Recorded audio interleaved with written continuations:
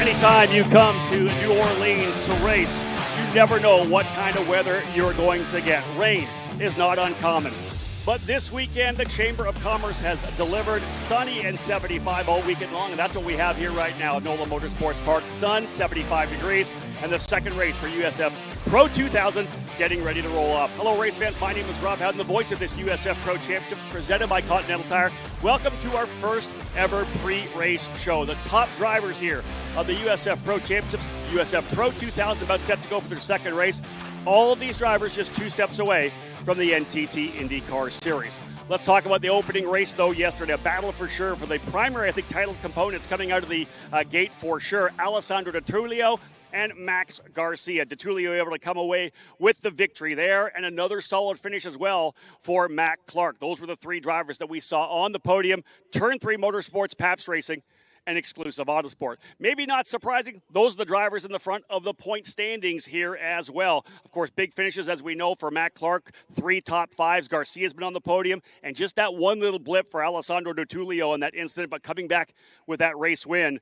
Race win in race 1, race win in race 3. He is in a fantastic position as well. It's a long way to go until we get to Portland International Raceway in the championship, but I've got 19 drivers behind me right now ready to get onto the track here in ideal conditions to see who stands on top of the podium when it's all said and done. This is a tough racetrack, as we know. A lot of high-speed corners, big-time braking. You have to be precise, and as we know, the curbing has been a factor all weekend long as well. We've had numerous broken push rods. Drivers have had trouble pounding those curbs, abusing their race cars, and some of them have not made it to the checkered flag as a result. This is a very challenging racetrack, as I said here, 2.74 miles.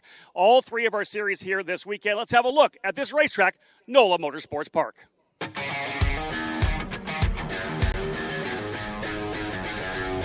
NOLA Motorsports Park, located just outside New Orleans, features a thrilling 2.74-mile, 13-turn road course known for its variety and technical challenges. The track opens with a fast, sweeping run into the first 2 corners, pushing drivers to balance speed with precision. As the course moves into turn 3, drivers continue to push hard through the winding sections all the way up to turn 5. Turns 5 through 7 form a tricky sequence of high-speed corners demanding perfect throttle control. The next section takes you into a tight chicane, where the rhythm can easily be broken if you're not careful. Toward the end of the lap, the track's most challenging feature, the hard-braking turn 10, requires both bravery and finesse. Turn 13 brings a long, fast right-hander, blasting you back onto the main straight. With a mix of technical sections, high-speed straights, and strong braking zones, NOLA Motorsports Park tests both driver skill and strategy, making it a standout track for any driver. Well, ladies and gentlemen, welcome back here to NOLA. We are set to go. I said 19 cars behind me. Again, 19 cars behind me. We're at the very tail of the grid. We're going to work our through and talk to a couple of drivers. Normally, we're seeing drivers 16 to maybe 22, 23, 24 in our program. Charles Fidelli, 61 years young. Charles, you're running against the young guns here. What are your thoughts today? It's a handful trying to keep up with these kids.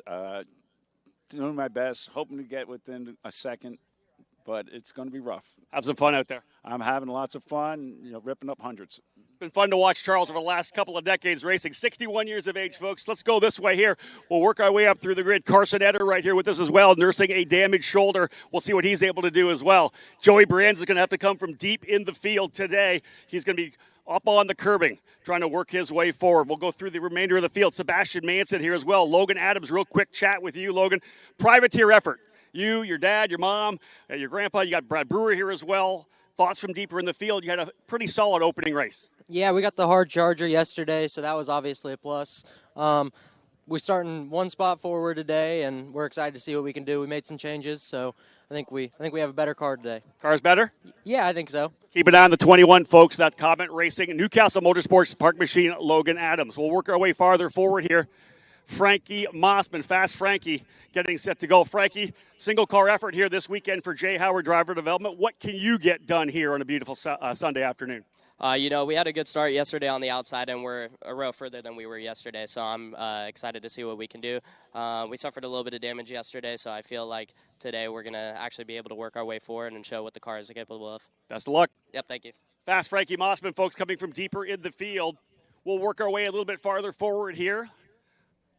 Moving up to the number 33 in front of me. Let's grab a hold of this driver here, Tyke Durst. Tyke, top 10 on the racetrack in race number 1, a P9 start. Give me your thoughts on starting inside the top 10. Oh, it's going to be fun. I've listened to a lot of Leonard Skinner this weekend. I think that's what's getting us forward, so we'll see. This should be a fun race. Looking to have a lot of fun. So, yeah. Have you been making this car faster? Obviously, you've got Alessandro Di Tullio's machine there. You're looking at his data. Do you feel like you can replicate some of that? Yeah, I've definitely, having Alessandro as a teammate is a very big help. His style is very conducive to this track, and our car has just been working this weekend. So, best of luck. Thank you. Tyke Durst, folks, starting on the outside, or the inside, rather, of row number 5. How about Jace Denmark here? Jace, I think you were up front here last year. You've got work to do here. What is going on with your race car, and how good are you going to be here in race number 2? Race number 2 is going to be a lot better than race number 1 for sure. I think we were a little bit on the back foot driving and setup-wise and qualifying, and this track is just really hard to pass at. So it's a qualifying place, and we're found ourselves a little bit on the back foot. But like even last year, being on pole, I've got a lot of experience here and racing at the front. So hopefully we can get there in the beginning and stay there at the end. A little thought on the aero wash. Mid-pack's got to be tough in the open couple of laps. Yeah, but we've made the proper adjustments to be able to work through that. I think, seeing what the car did in the previous race, we're able to be pretty pointy through the high-speed stuff. So not too worried about it. Gonna put a show on for us? Of course, as always. Jace Denmark, folks, for TJ Speed Motorsports. Let's move a little farther forward to the driver currently 3rd place in the points. Matt Clark, the Canadian for Exclusive Autosport. Been a good start to the season. Been consistent. Probably could have been 3 podiums, but they took one away for a blocking penalty. How do you feel right now in the Exclusive Autosport car? You were good in race 1. What can we do here in race 2? Deeper starting spot. I think yesterday our number 90 was on rails. We had a really good start, finished P3 on the podium, brought home some important championship points. So we're still hunting for that, elusive top step of the podium. Today, starting a little bit deep in the field, I know I have my work cut out for me, but we were good on lap 1 yesterday, so be a little bit better today and we'll be in good shape. Yeah, you were a beast on lap number 1. That's exactly right. Listen, you've been racing for a long time. You know how consistency wins championships. I think you would probably be happy if I told you at the start of the season you'd be P3 with a bunch of podiums. What do you guys got to do to get to the top step? I think we're all new around here on the number 90 car, including myself, right? I'm new to the Exclusive Autosport team, so we're all just kind of start to gel together and really figure this thing out. And I think as we get into the deeper part of the season, that Road America, that Mid-Ohio, that Streets of Toronto, I think we're only going to get stronger. Keep an eye out for Matt Clark in the Exclusive Autosport number 90. Ariel Elkin, come around the corner here. Meet me up front so we can have a quick chat. Ariel, you've been the fastest of the TJ Speed cars here this weekend. I know you guys have worked hard on it. Do you feel like you have a better piece for race 2? Yes, absolutely. We made some progress from yesterday. It has been a great race yesterday with P5. Super excited. I think we have the confidence, we have the speed. I'm super grateful to TJ Speed and everybody. So thank you very much and shalom. Have a great one. Let's move over to Max Taylor. This driver ran Juniors and USF 2000 last year, now jumping up into the pro car. How excited are you about this race? You were pretty good in race 1. What do you think here for race 2? Yeah, definitely starting in a better position, trying to keep the tires cool out there. It's really hot, and I got my dad as my grid girl holding the umbrella. So, yeah, but I think we're in a lot better of a starting position. We were working on the car the whole weekend, getting it better. We're going to see what we can do now. Best of luck. Thank you. Max Taylor, folks, will be on the inside. We're working our way closer. He'll start P5. Let's come to the Kiwi. Jacob Douglas, great to have him back here after racing with us a couple years before. Jacob, you've been very fast. The Paps cars are really good. What do you think you can do here in race number 2? Yeah, the car's feeling really good. We'll try maximize the start, go forward, see what we can do. We had a good race yesterday, got a good bag of points. So, yeah, we'll see what we can do today. How important is the first lap? Yeah, super important. The aero wash is bad here, so got to try, go forward and make the most of the opportunities. Sure, everybody back in New Zealand will be watching you, folks. The Kiwi there, getting ready to go. Let's come over to his teammate, Michael Costello. Michael, obviously USF 2000 last year. You jump up to pro. You've had some good runs. You've had some good speed. Starting in a good spot here, too. Inside of row number 2, we know what you can do from here. What are your thoughts on the race? Yeah, I just can't really do the same mistake I made yesterday. I had a very, very fast car, just cost myself a podium. Just going to be a bit smarter today, and hopefully we can come out on top. But ultimately, right now, points are key. So, yeah, we're just going to put our head down and see where we can actually, where we're going to go. This is one of those days in the heat as well, in the humidity, where all those days in the gym pay off, right? Oh, for sure. You know, I've been working really, really hard on off-season. Got to thank Prime Fast for that one in Naples, Florida. But, yeah, we'll see how it goes. I mean, obviously, really, really hot day from Florida, so I'm pretty used to it. But yeah, ultimately, it's just going to be kind of one of those endurance, you know, just conserve your energy. So have a good one out there. Thank you. There it is, folks. Costello starting from the inside of row number 2. Point leader coming into this one here, USF 2000 champion from last year for Pabst Racing, Max Garcia. Max, you and DeTulio elbows up. Mark Clark's right in there as well. What are your thoughts going into this one? Starting on the outside of the front row. You can roll the outside here. We've seen it done before. I just got to stay within myself this race. I know we have the car, and I just can't wait to see what turn 1 brings. One of the big things for you last year winning this championship was obviously all the consistency you have. Is that still the thing that's in the back of your mind? 100%. Just finish up front, and the points will come. I'm not really worried about that for now. I just want the win. Look forward to seeing the start of the race. Best of luck. Thank you. Let's wrap it all up here right now. Drivers with the guy who is P1 in race 1, P1 in race 3. Alessandro DeTulio, we're going to go back-to-back here? Yeah, that's a plan, of course. Yeah, just keep it clean and hopefully obviously, if we can come off with the win would be great. Yeah, long race, so. It's been a long week as well. Like, obviously, we tested, we did practice all the time we've been on the racetrack. You guys have been really wrenching on this thing. Do you think you have it the best it's been so far? Yeah, we've been working, of course, the whole week on the car and on myself. So, yeah, I mean, it's a different day, so we just got to see now how the track is, see how the car performs, how I perform. But we should be good. Have a great race out there. Thank you. There you are, folks, 19 drivers. Drivers to your cars, please. Drivers to your cars. Let's get yourself prepped up. Drivers to your cars, please. Also, if you're not part of the team, please clear the grid. Please clear the grid. Drivers will start getting themselves ready to go. The sunglasses come off. The earbuds go in. Alessandro DeTulio starting again from the pole position. He is, as I said, right there in the points.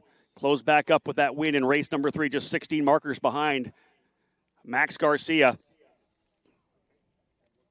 Matt Clark sitting in the 3rd spot, 18 points back. Max Taylor, 34 points back. The success of the drivers like Garcia and DeTulio coming out of the gate with big results have given them a little lead here to start the season. But again, as I always say, there is a long way to go before we get to Portland. Drivers here in this USF Pro 2000 category head to the month of May. Of course, first on the road course at the Indianapolis Motor Speedway. Then the Freedom 90 on that 5/8 mile bad fast oval, Indianapolis Raceway Park. Events, of course, at Mid-Ohio as well. Road America, where these cars really get to stretch their legs. In the same state where these engines are built by elite engines. They get to really roll them out there down into turn 1, of course, down to turn 5, and all the way through Kettle Bottoms to Canada Corner. Up to Toronto. Speaking of Canada Corner, the streets of Toronto, another street circuit event for the drivers here. A very crucial event because that's the one that leads into the finale. If you have a really good Toronto, you may put yourself back into a championship fight.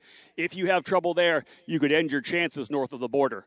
Otherwise, it's that look forward to the Pacific Northwest. An earlier race this year at Portland. It'll be in the middle of August, not Labor Day, not the last weekend of August as it has been over the last couple of years. Drivers now getting themselves into their race cars. As, again, we are just a couple of minutes away from the command to fire engines here. 19 drivers, I think about 3 minutes away. 3 minutes away from the command to start engines. Once again, if you are not part of the race team or part of the USF Pro Championships tech staff, please clear the grid. Please clear the grid.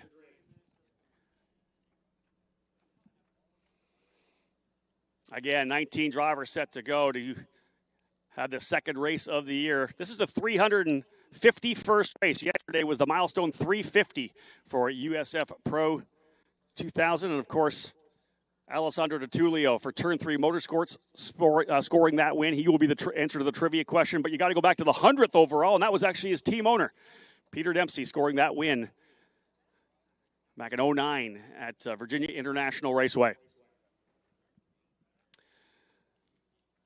Pre-race show almost done. Just a couple minutes away before we get the call to fire these engines. The belts are getting cinched down for the drivers set to go for a hardcore race, 18 laps, 40 minutes long. Let's see who is able to come away with this one. A very tough racetrack, as we said. You heard some of the input from the drivers that it is tough to pass here. The aero wash plays a big role, especially through turns number 5, 6, and 7. 8 and 9 as well. When you come through the chicane, exactly the same thing.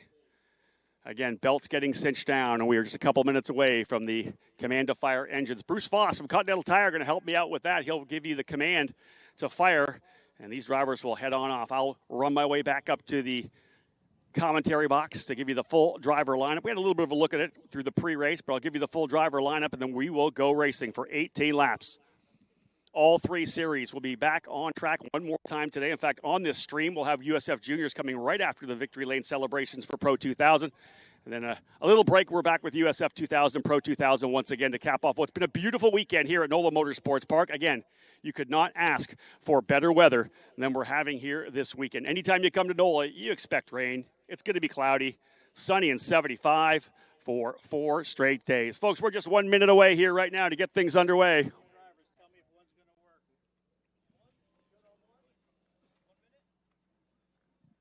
Getting ready to fire things up now. Joining me here at the front of the grid is Mr. Bruce Foss from Continental Tire. We're almost ready to fire the engines. 19 drivers getting set to go. And indeed, all of them ready to get on the racetrack. They've been waiting for this second race. This is their first time on the racetrack here today.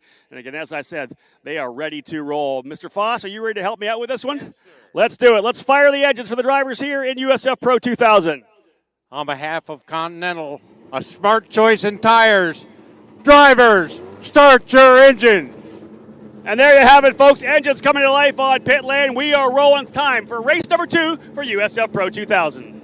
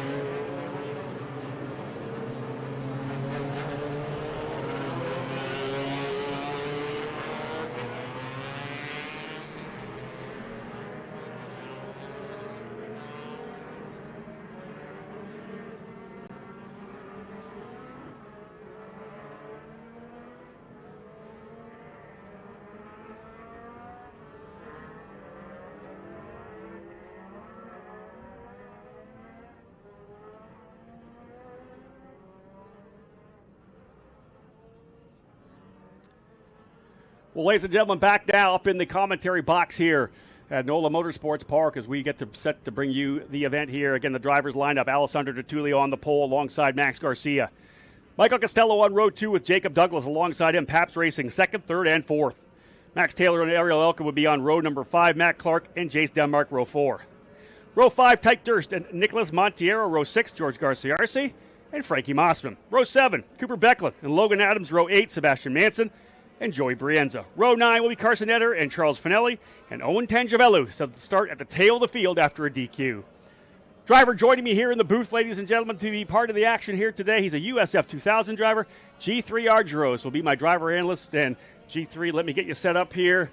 What are your thoughts? You've done a couple of starts already. What are these guys thinking on the opening lap? Yeah, so the opening lap is very important here. Even in our cars, the aero wash is quite prominent here. And then in the pro cars with a lot more aero, they're really important to get a lot of moves done and get into your position early. So these boys are going to be really aggressive on the start, and they're going to get after it early. You know, and I think, G3, one of the key things we heard from some of the drivers is the aero wash you have here, it is hard to pass. And as you know, the best time to pass, number 1 on a start, number 2 on a restart, right? So you know they're going to be putting their heads down, doing what they can to get aggressive on the opening lap. Where do you think it's going to happen? Turn one for sure. I think that turn 1, we might see even 3-4 wide. We've got a big straightaway and a long tunnel into turn 1, so there's a lot of time for you to make a move and get that draft. So I'd love to see, my teammates get up there and hopefully come out 1-2. Michael's obviously very fast and very aggressive, but we know Max is a lion out there, so it's going to be real exciting here. Let me throw this out there. I know you got the PAP suit on still. You can't have any liaisons or any alliances right now. You got to be a driver analyst, okay? Yes, so sir. got to keep things straight up. I love it when they get up on their team and are fired up for it. Here we go, folks. DeTulio on the inside. Garcia on the outside, the two primary combatants in the championship up front right now. We'll go side by side. This is going to be a wild one. Away they go. Lined up, super nice. USF Pro 2000, the top level. The stars of the USF Pro Championships are green, green, green. The race down into turn number 1. To the inside, not surprising, DeTulio. He'll hold the bottom of the racetrack, but there's other drivers trying to challenge him. Garcia looking to go around the outside. He does not quite have the gap. He'll tuck right back in behind. Good start for Jacob Douglas. He'll slot in, as will Michael Costello. So those two drivers going into third and fourth. Check box number 1. Get through the opening corner. Cleanly hold your spot. Here's a big move to the inside for Ariel Elkin. He'll try the bottom of Costello, but he'll run the cushion on the outside of the racetrack. That wide line gives him the advantageous inside line into turn number 5. And look at that. All the way around the outside for Elkin. What a beautiful overtake. Ariel Elkin, one driver all the way off. I think that might have been Matt Clark. I think he might have got pushed off to the outside of the racetrack in turn number 4. He's got to cut some grass over there. He'll pull himself back out of the racetrack. I believe he does. So he is clean, but back with the leaders here. Big move here. Elkin's going to go by Douglas as well. Out of the gate strong for Ariel Elkin. To the inside, book it. Finishes it down in turn number 8 and 9. More dust being sprayed up further back. Drivers dropping wheels on the exit of turn number 7. But here is your opening lap. Now it's the two drivers going at each other. Look way around the outside. Yeah, this is the two drivers here scrapping it out from Paps. There's some more contact there. That might not have been Clark that went off. I think that's Clark right there. So we'll have to see who it was that went off. It was one of the cars with the white side pods. It may have been a D-Force car, but we'll give you a full rack when we come through here. We'll line them up for you, a full field rundown. DeTulio out of the gate with the initial lead. Garcia putting the challenge. As we know, they've got themselves out front. Ariel Elkin, an impressive start. Elkin goes up to third. How about Jace Denmark? Folks, Jace Denmark started all the way back. Remember, I didn't get to him till mid-pack kind of thing. 8th for him. He goes up 3 spots on the opening lap. That is a driver on the attack. The driver went off, I believe. Yeah, it indeed was Matt Clark. It was Clark that went off. I think it was Max Taylor, the driver that I thought was him coming through turns number 10, 11, and 12. So Clark all the way off the track. He's going to want to see a yellow flag sooner or later to get himself back up. Here's the side-by-side battle here. I believe that's Tyke Durst scrapping it out with Frankie Mossman. Indeed it is. That's for the spots inside the top 10. Mossman with a better run out of the corner, but Durst still on the inside. Who's going to lift? Dirk all way to the outside of the racetrack. Both drivers giving each other room. That was solid. Because I'll tell you, G3, that's a tough place to drive through that corner. As we got another dust up. Want to make sure nobody's off. Another driver's dropped the wheel. One of the D-Force cars. That corner, when you're side by side like that, someone's going to lift into the corner. But you got to give each other enough room through turn number 5. Yeah, it's a very sketchy passing opportunity, and the 2000 is just a very light lift. So a lot of the time you'll end up car on the outside. Sometimes we'll go and send it, and a lot of the times if you guys both don't lift, then it's not going to be good. So we've seen a couple times where it's 2 drivers in the gravel trap, not just one. That's when both of you come out to the bottom end. We actually saw that in your USF 2000 race with Brady Golan and Ryan Janetta. Both of those drivers hurt with that incident, dropping down to the tail of the field. Little squirm there to the inside of the racetrack. That's, I believe, one that might be Denmark and Costello. That is going to be 5th and 6th. Yeah, that's Denmark and Costello. Costello trying to go around the outside. I think he got the job done. Costello's moved his way back up into 5th. Denmark back to 6th. 7th is Mossman. Probably 7th is Taylor. 8th is Mossman. 9th, Durst. 10, George Garcia Arce. So, indeed, the opening laps here. A little bit hectic. Tough one, though, for the 3rd place driver in the points. Matt Clark started 7th, was on the outside at turn number 4. We didn't see it, only really to see the driver off the racetrack in all 4 wheels in the grass. Race control, I think, is having a look at that right now, to be honest. They are right beside us here in the start-finish tower. Again, a little better of an introduction as we were kind of hurried there at the start. G3 Argyros from Pabst Racing joining us here in the booth. Interesting season last year for you, G3. You ran USF Juniors as your primary program. You ran a bunch of USF 2000 races. You actually had more podiums in the USF 2000 car than the Juniors car. You had a really good kind of sampling and getting a win, of course, at Portland in USF 2000. Yeah, the plan was to go and get as much experience I could last year and run a half season from Indy GP onward of USF 2000, and then I ran the full season of Juniors. We ended out with 6 podiums, and obviously that win at Portland, which gave us a lot of momentum going into St. Pete, and we've really capitalized. Came into this weekend 3rd in points, and so now we had a little bit of unlucky in the first 2 races, but we're starting from 3rd for race 3, so we're going to go out there and try to bring home a win. I like it. We're going to prep him up here right now because, of course, he's the first race in the afternoon. We go back-to-back with USF 2000 and Pro 2000. He's got that momentum, and he's got that excitement from a good starting spot. So G3, the Californian, joined me here in the booth. We'll come to him momentarily throughout the run.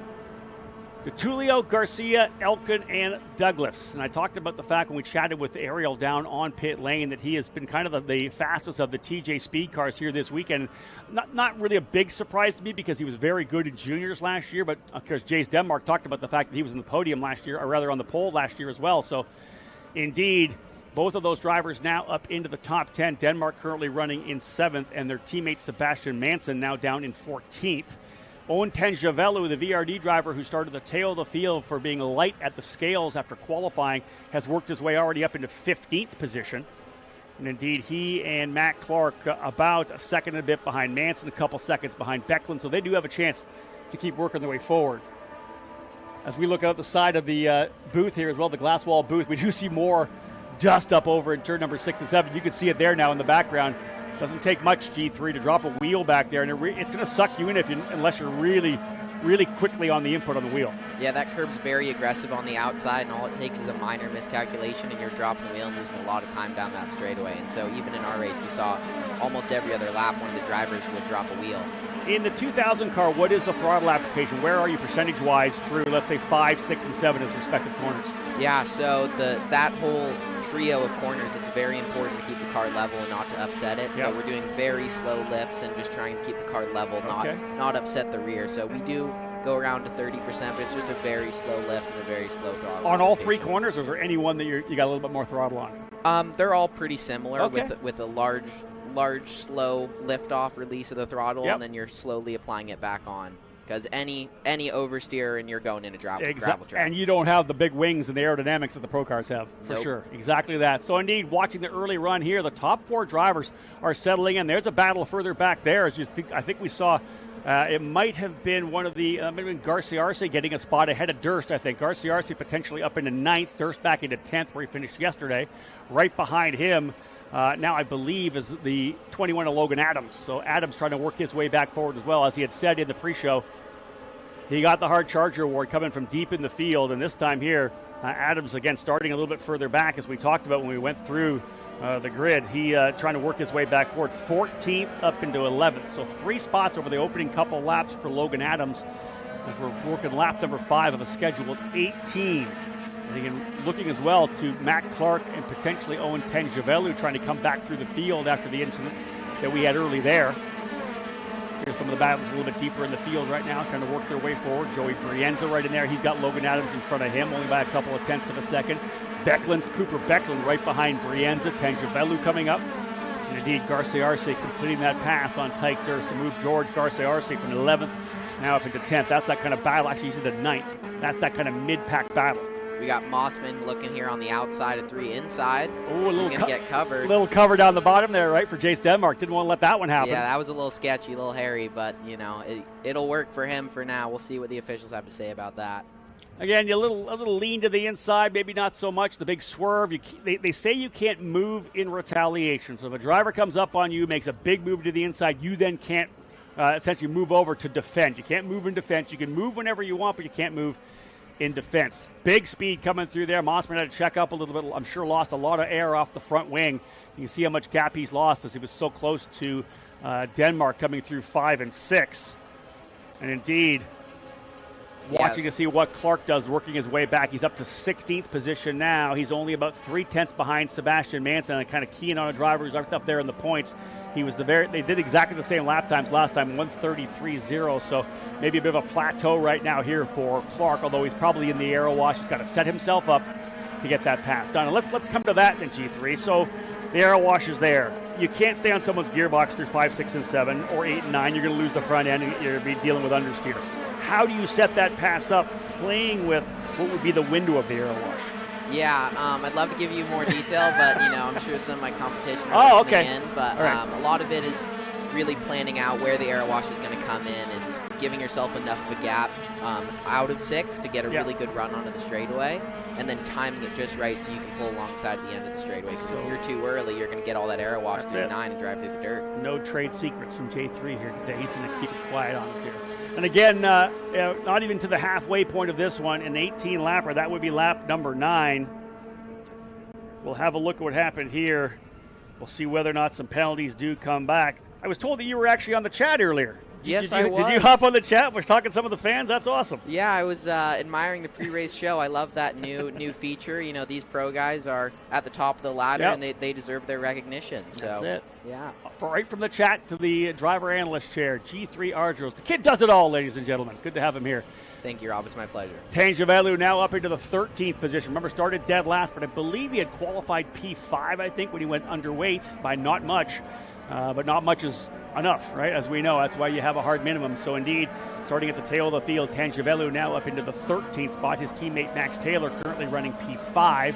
Tulio's lead just about a second right now, and maybe even more importantly is the battle potentially for second. You can see that Ariel Elkin, he has actually the fast lap of the race, a 1:31.029. He is slowly closing up here, almost identical lap times last time by to he and Garcia, but Elkin pushing hard to try to get that first podium. A multi-time winner in USF Juniors last year, electing to get an opportunity to move up to TJ speed, jumping over top of USF 2000, right to Pro 2000, starting to put the pressure on now. And this, to be honest, will play right into the hands of Alessandro Di Tullio. He'd be more than happy to hear that Elkin putting all that pressure, because as we know, G3, from karting through to cars, if you're the guy that's chasing and there's nobody behind you, your 100% focus is to try to get that driver in front of you, try to push him into a mistake.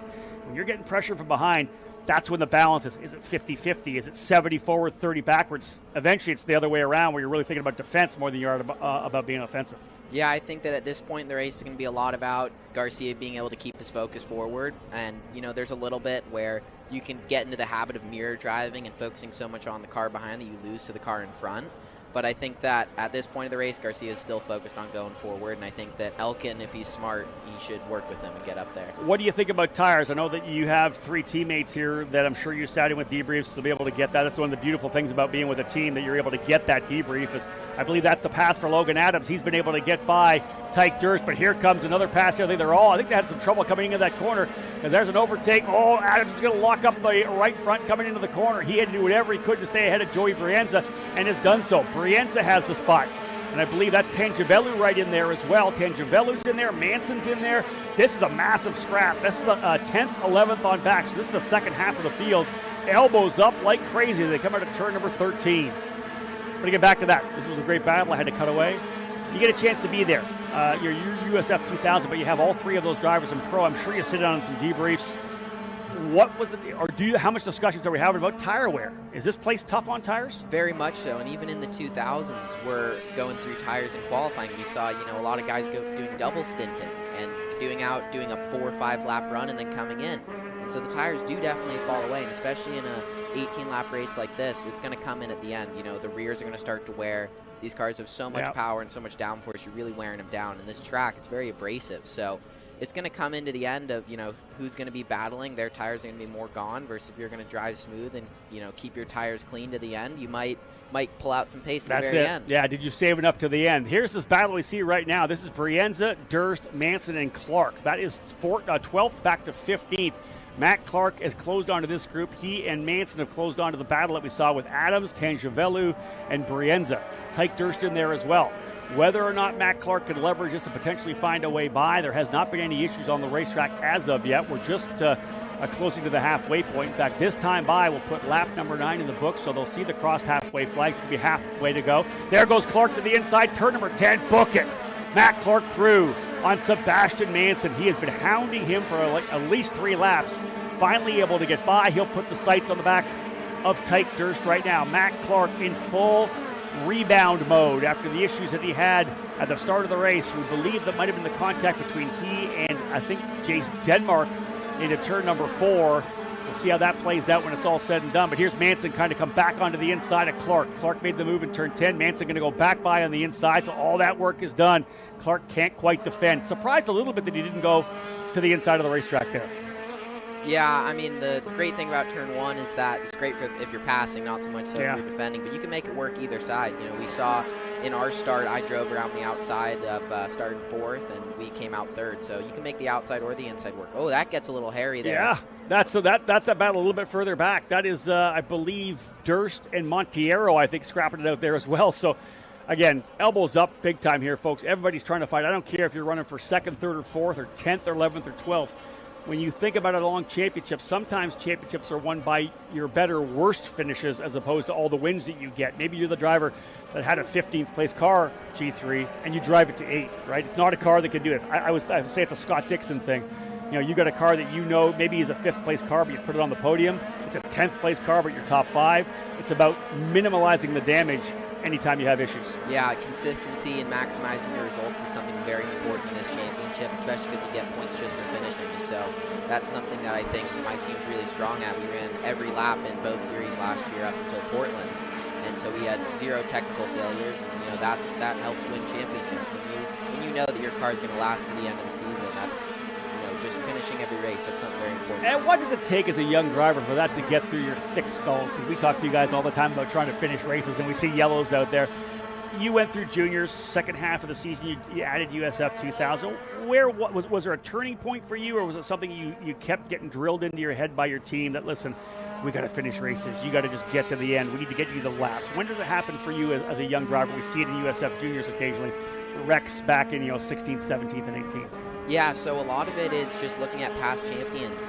The people that are in the fight at Portland are the people who haven't made bad mistakes and crashed and whatnot. They're always in the fight, and even if you're sitting in 4th, 5th, 6th, you're consistently getting points and you're always up there. Yeah. We saw DeTulio have not a great weekend at race 2, and that definitely hindered his chances.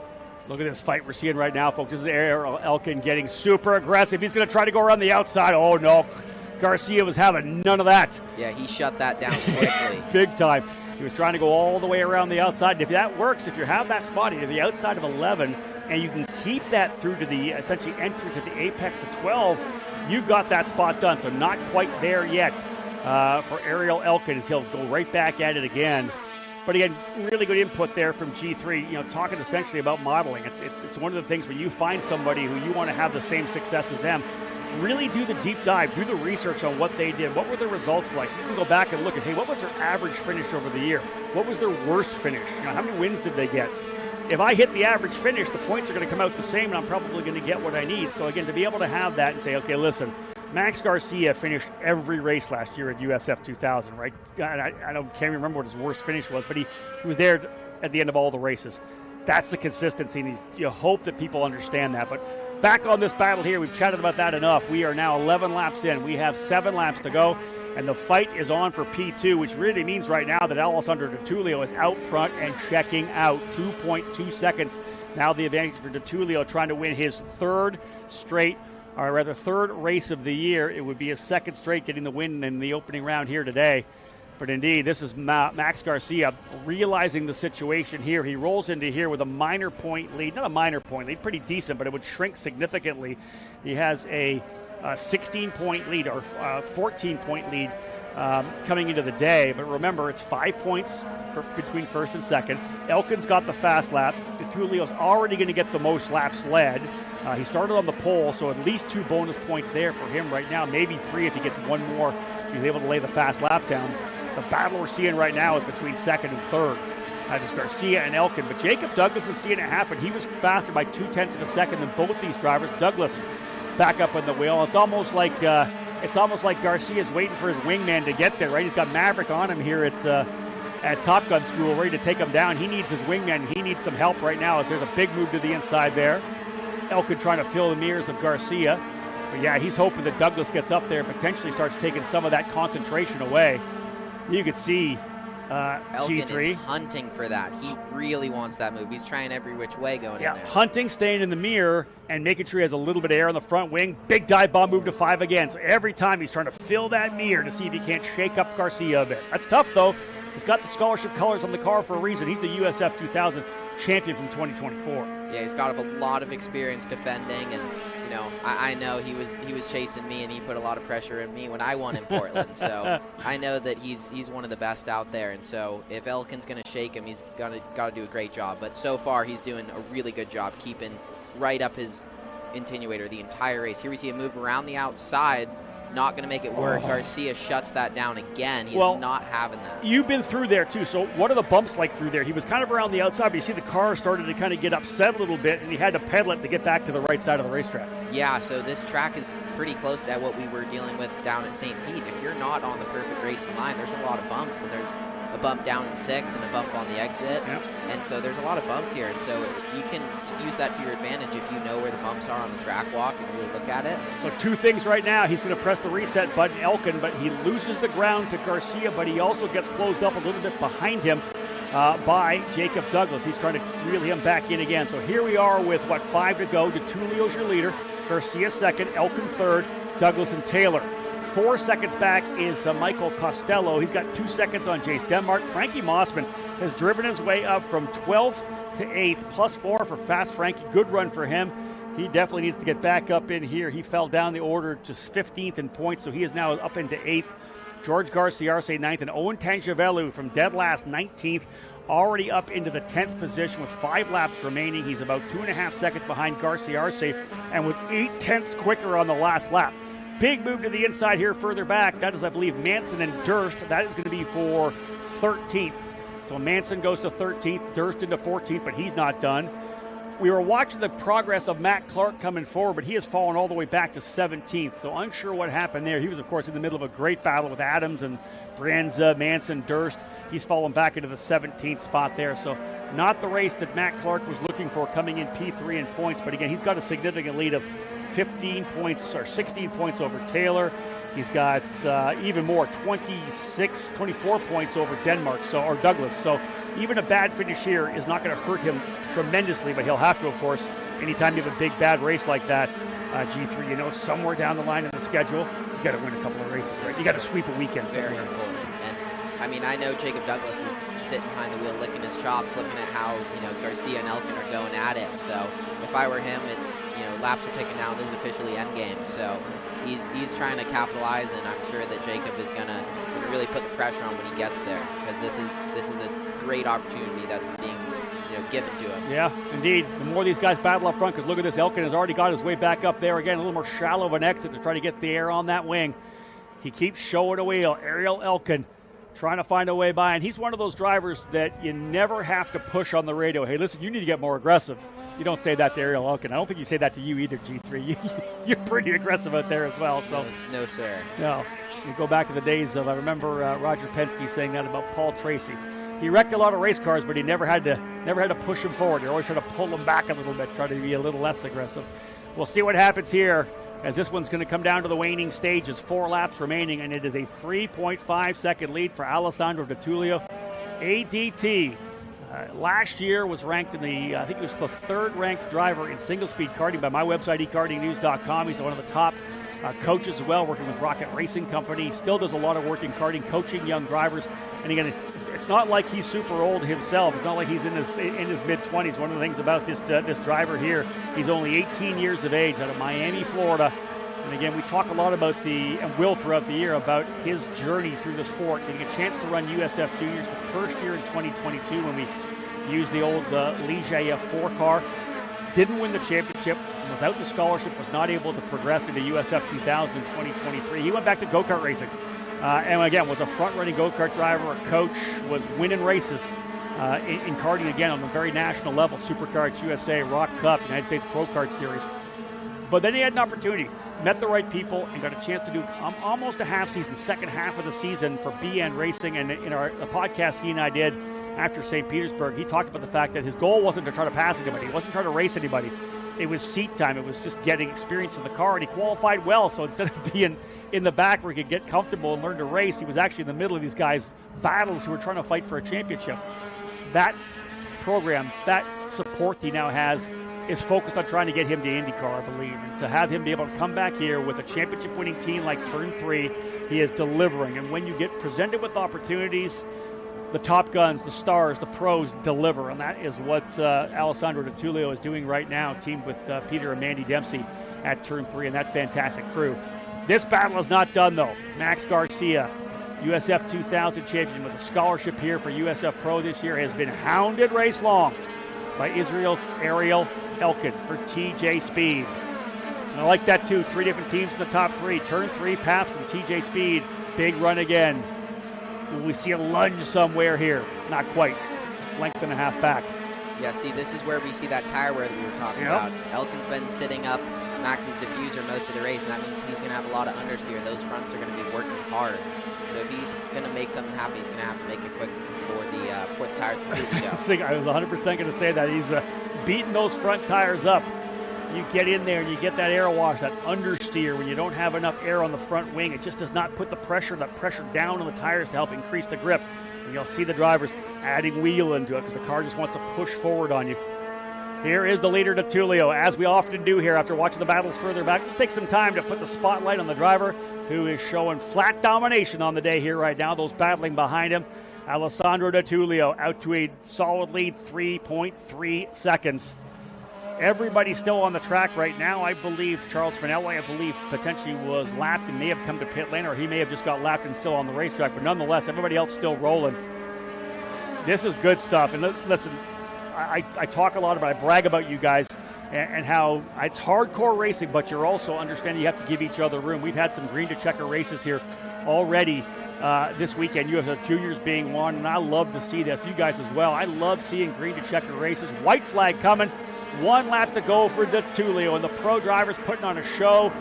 And this is, of course, was our kind of spotlight race for the weekend with the pre-show that we had, the opportunity with the time, the window to be able to get that done. We hope you enjoyed it here on the broadcast. But Di Tullio going to bring it home. This is going to be big stuff. He comes in, as I said, 16 points behind.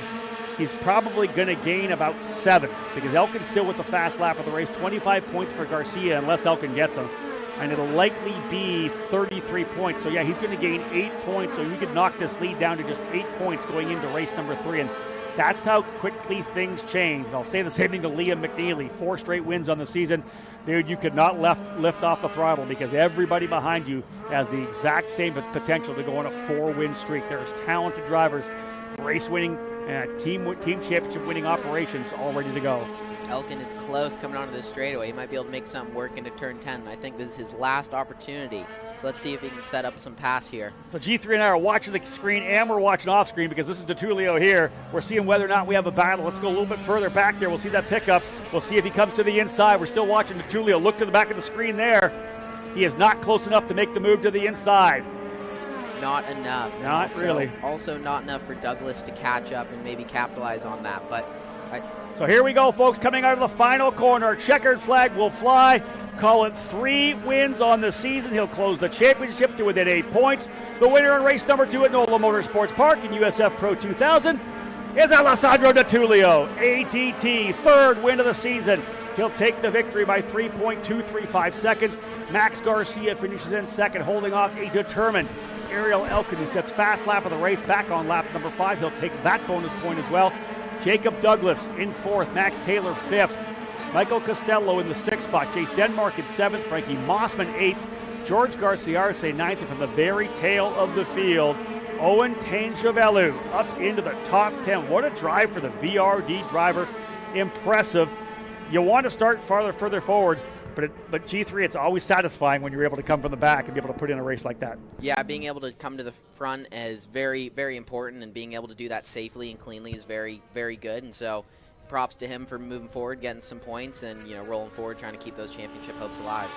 G3, let's get the opportunity here as these guys are on a cool-down lap. First, let me tell you, talk about who your sponsors are here this weekend. Let's as well chat about your social media. I want people to be able to follow you on social. But first, let's talk about the sponsors. Yeah, so obviously my mom, Positive Beverage, Positive Energy, they're my main sponsor. Me and my mom created that as a healthy alternative to, drinking a Celsius or Red Bull. And so, that keeps me energized through the weekend. And it also, I've got a nice, really great speaker company, Sonance there, makes some of the best speakers in the business. Also, something more on my personal front, I have Elephant Cooperation, a nonprofit charity trying to save the elephants in Africa. That's amazing.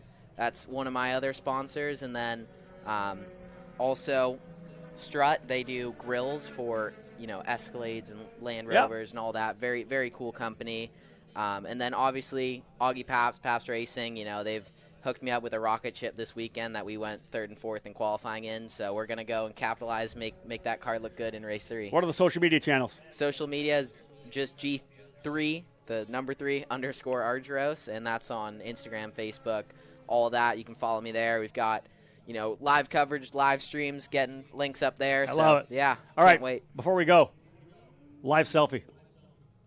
Done. Thank you, Rob. All right. Always a pleasure. G3, well done. That's G3 Argyros from Pabst Racing. We're going to let him take off and get into the booth here right now. I'm going to watch what's happening here. As again, we're going to wait to see Alessandro DiTullio come in for the second time here this weekend.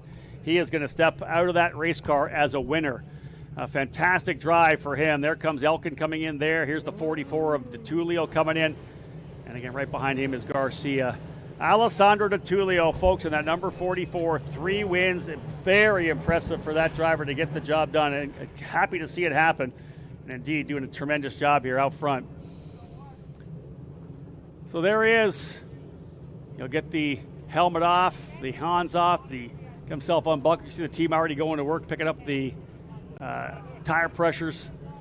This is a big championship right now. I love seeing the way things are kind of rolling out here early. There are drivers here in this program, that are likely on a 2-year program, right? They're learning the most you can, learning some of this racetracks. Drivers who have come in from overseas or either New Zealand or Australia, their focus is to try to learn everything they can here to come back another season. It's drivers that are moving their way forward, are thinking Indy next for 2026. The scholarship, as we know, is a big one for these drivers to move their way up to the top of this program. And indeed, all of them focus so hard on trying to win. Here's DiTullio out of the car, and again, the celebration is coming. Dad's going to be the first guy to him this time. Awesome job there for Alessandro DiTullio. As we know, folks, our USF Juniors drivers will be on the racetrack here in a little while's time as well as the pro drivers are finishing out. There's Mandy Dempsey, Peter Dempsey coming in. USF Juniors are show to start in quite a while, actually. We don't even start driver introduction for another 20 minutes. But we got Victory Lane still coming, folks, so don't go anywhere. We'll be back in a couple seconds. I'll head down to pit lane. Victory Lane celebrations. We'll have a quick break. Stream will continue, and we'll be back with USF Juniors.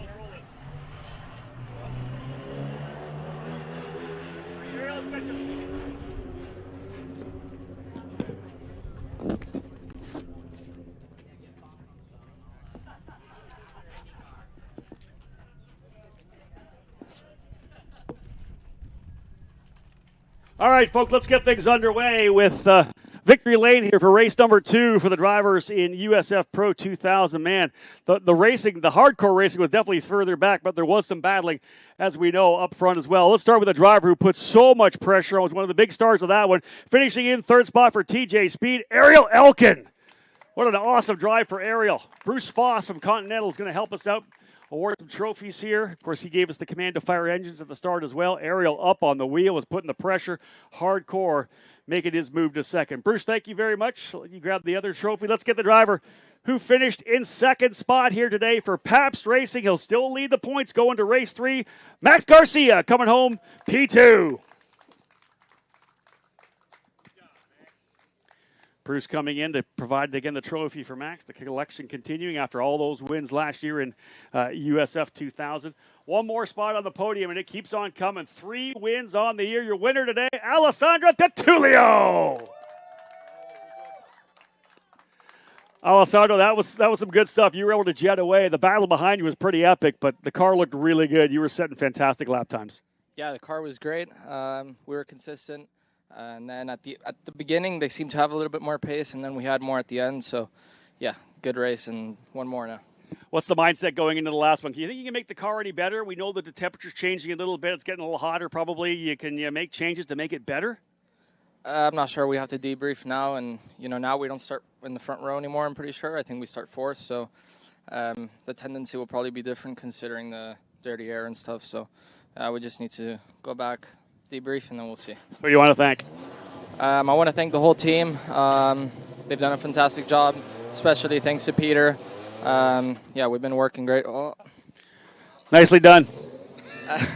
We've been working great all week. We're on a good streak here. I want to thank all my sponsors that are on the car, my family that's here, my mom and my dad, and everyone that supports me from back home and wherever. Congratulations. Get on top of the podium. Bruce, bring that trophy in for him here. Another P1 trophy, 3rd on the year for Alessandro Tertulio. And once again, it seems like it's just the theme of the weekend. 3 different teams on the podium as well. TJ Speed, Pabst Racing, and Turn 3 Motorsports. The 3 teams represented here in victory lane here after race number 2, the 351st USF Pro 2000 race. And again, what a drive it was. The Tertulio, as we know, we had a lot of battling up front.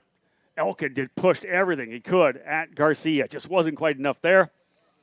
We'll let the Turn 3 team get that number 44 out of the way so they don't have to clean champagne off it here. We know, of course, the celebration after race 3 will be a little bit different. They can go after each other. The suits can go in the laundry after that. But one more race here this afternoon for the drivers. Getting the shots taken here.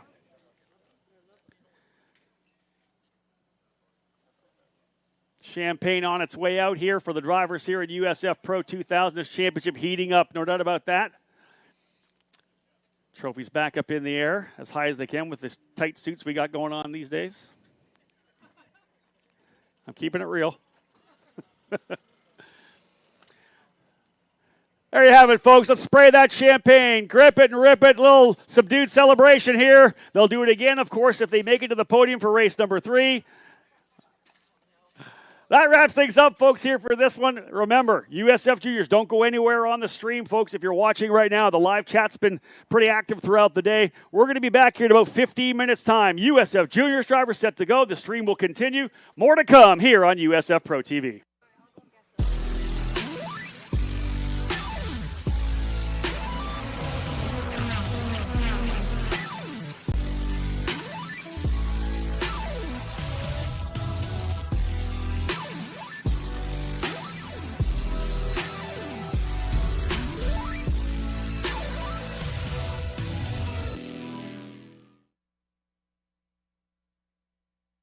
You can feel confident Continental is the smart choice in tires. Can they handle extremes? Yep. Tested from the Texas desert to near the Arctic Circle. Really? Really. Anything for the guy who finds that one pothole? Yeah. Road hazard coverage has your back. For real? Absolutely. Were they made by, like, a bajillion engineers? Well, closer to 100. Continental. Welcome to the smart choice in tires.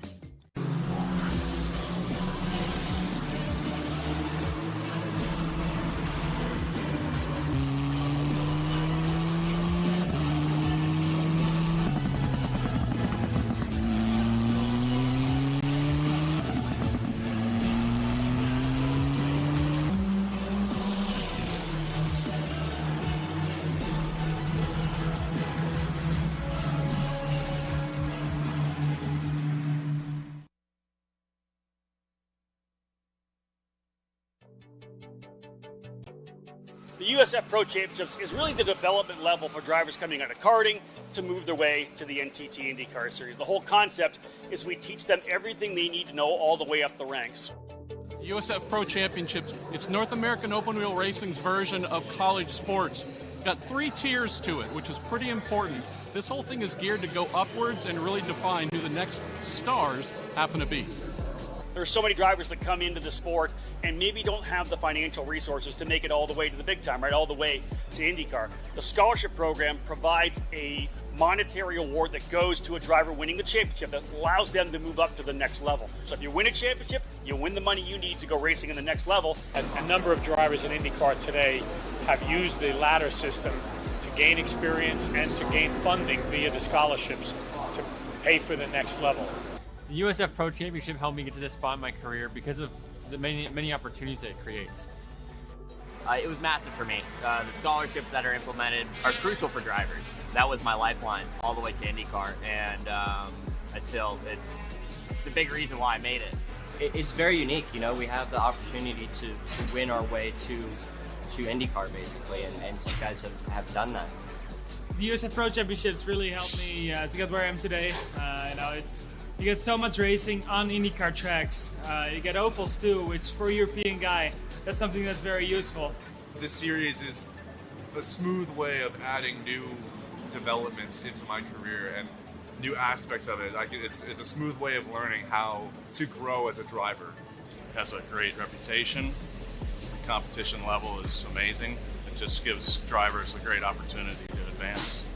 The field here is really, really intense. I mean, people are down to the hundreds of thousands of seconds. It's a great development series, and I think it's somewhere that you should be if you want to be going to IndyCar.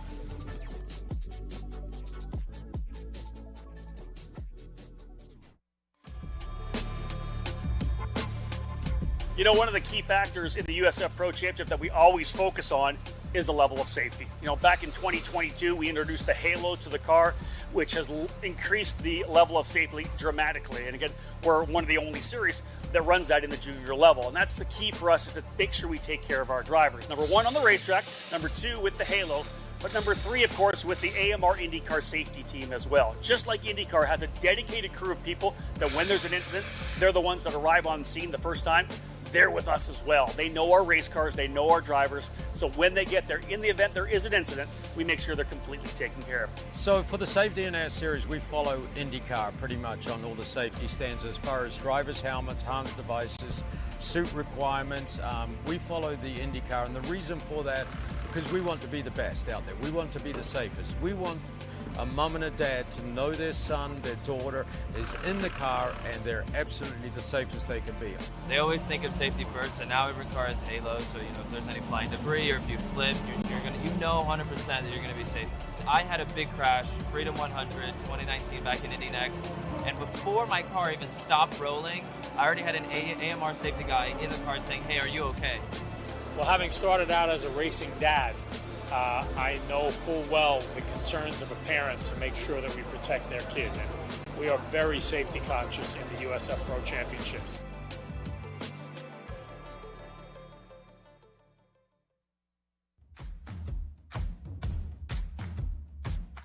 When racers come to run with the USF Pro Championships, they're trying to become professional drivers, as we know, and they're trying to get exposure for what they've done, right? Not only do we teach them in terms of the media side, but they're really hoping for exposure through what we do. All of our races, of course, live on the USF Pro Championships YouTube channel. We have a downloadable app as well that fans can watch all of the races, the documentary, The Climb that we put out, all the live timing, all on the app. So the exposure is there that they're able to leverage. If they have a sponsor or a prospective partner, an investor who's not here trackside, they're able to watch all the racing throughout the year. It's all about giving these kids as much exposure as possible, and there's not another junior formula program in North America that has the kind of exposure at the level that we have here in the USF Pro Championships. We're rubbing elbows. We're on the same race weekends as IndyCar. And so it helps for those young drivers to look up and see those guys running at the top level like I am now. Being in the presence of the organization that is IndyCar, you're obviously not racing in the series, but you're racing with it. We've created our schedule to be as much as possible on IndyCar weekends. The IndyCar series is always looking for young talent. They've moved a lot of our kids into the upper levels. and we need to race in front of them. The IndyCar team owners do pay attention to what's going on the ladder, and that's important for the drivers. But it's a good way to get and learn exactly what goes into a race weekend. They really made sure to show the importance of social media and posting, and to get well at, talking in front of crowds and talking in front of big places. It's extremely international now, which hasn't always been the case. You're racing against guys that will be future IndyCar race winners, race champions, and so it's a very unique opportunity.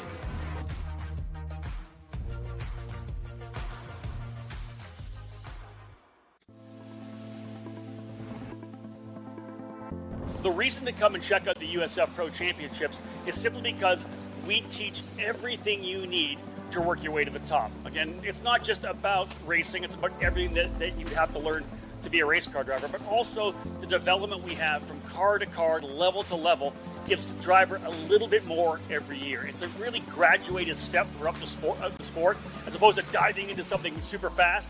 This teaches you from a really good place coming out of karting into one of the school series like the Skip Barber Racing School, and then into our USF Juniors program. It's such a planned effort. Everything is set correctly so that on the way up you learn incrementally what you need to get to IndyCar. On our level, our job is to prepare them mentally, emotionally, media conscious, all that stuff. We have training seminars. We have the race directors who will, especially on the juniors level, will work with the kids and try and explain to them what's going on the racetrack, what they did right, what they did wrong. This is a learning series. They need to learn from their mistakes so that when we deliver them to IndyCar, they're the real deal. They're the finished product. It's really important as they move up the USF Pro Championships ladder to continue to build on their brand as they get to IndyCar. It's a good way for the drivers to learn what they're going to have to deal with as they get to the big leagues. It gives them a great training ground from the bottom to the top, how to communicate with your team, how to act, how to be as a person, all the things that are needed to become a professional driver. You really can work hand in hand with your mechanics to tell them exactly what you need. I've learned a lot in this series of what it takes to be a driver and relay that to the mechanics as far as driving, how the car feels, and I think this series just does a great job with putting the drivers with the right teams and the crew to make that happen. USF Pro Championships, it does a really good job of educating us on what tracks we're going to be running when we get to the professional leagues. Same thing in Formula One. You run the certain tracks that you're going to race in Formula One, and they do a really good job of that here. There's other series that could lead you on the path to IndyCar, but they don't race on the same tracks as IndyCar does. So the USF Pro Championships gives you a little bit of a leg up as a young driver to already know the tracks, so that when you become a rookie in IndyCar, you have a little bit more of an even, playing field with the other pros that you're racing against.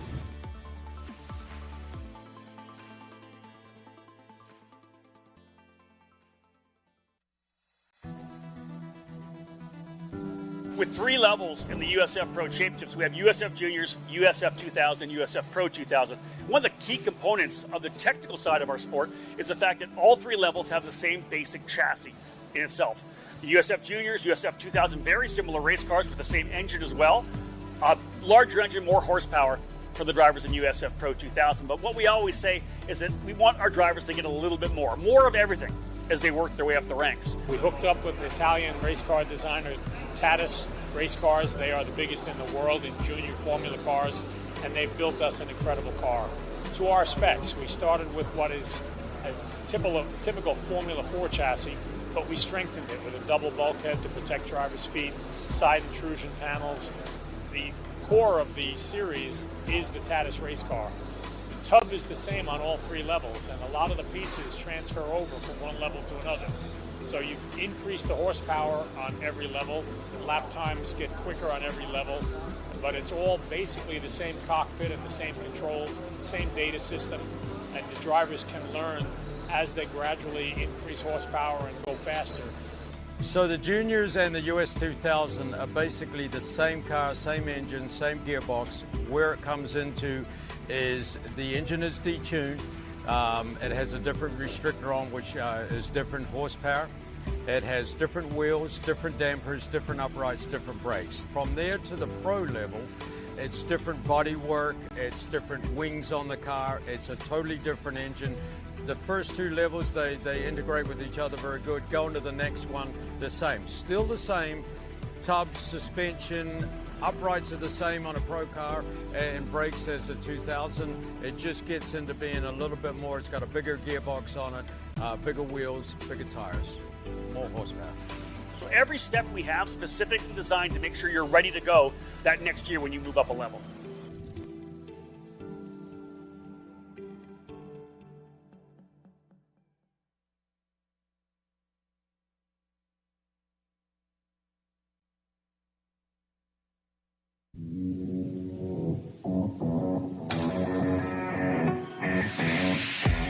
It's not just about the speed on the track. The drivers of the USF Pro Championships know that connecting with fans is just as important as competing for the win. For the fans, it's a chance to meet the next generation of motorsport talent up close. Whether it's a signed hero card or a quick conversation, these moments create lifelong memories. Mini or micro? Your micro? Yeah. This is what makes the USF Pro Championship special. It's a grassroots connection between racers and the racing community. The fans fuel the passion, and these drivers are more than happy to give back.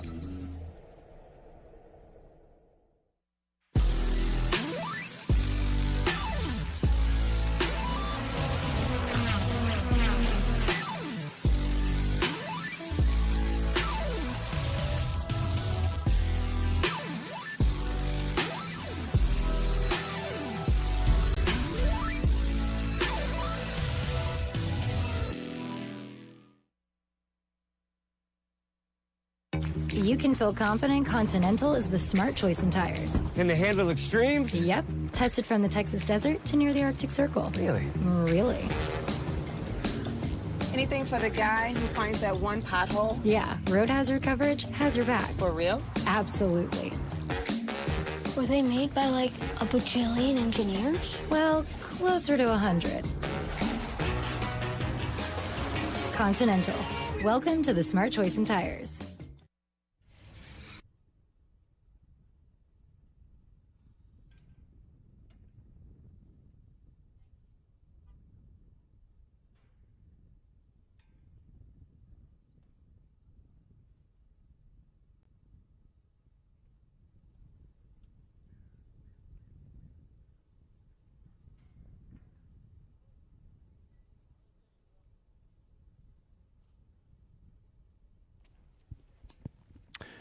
So, ladies and gentlemen, back at it once again.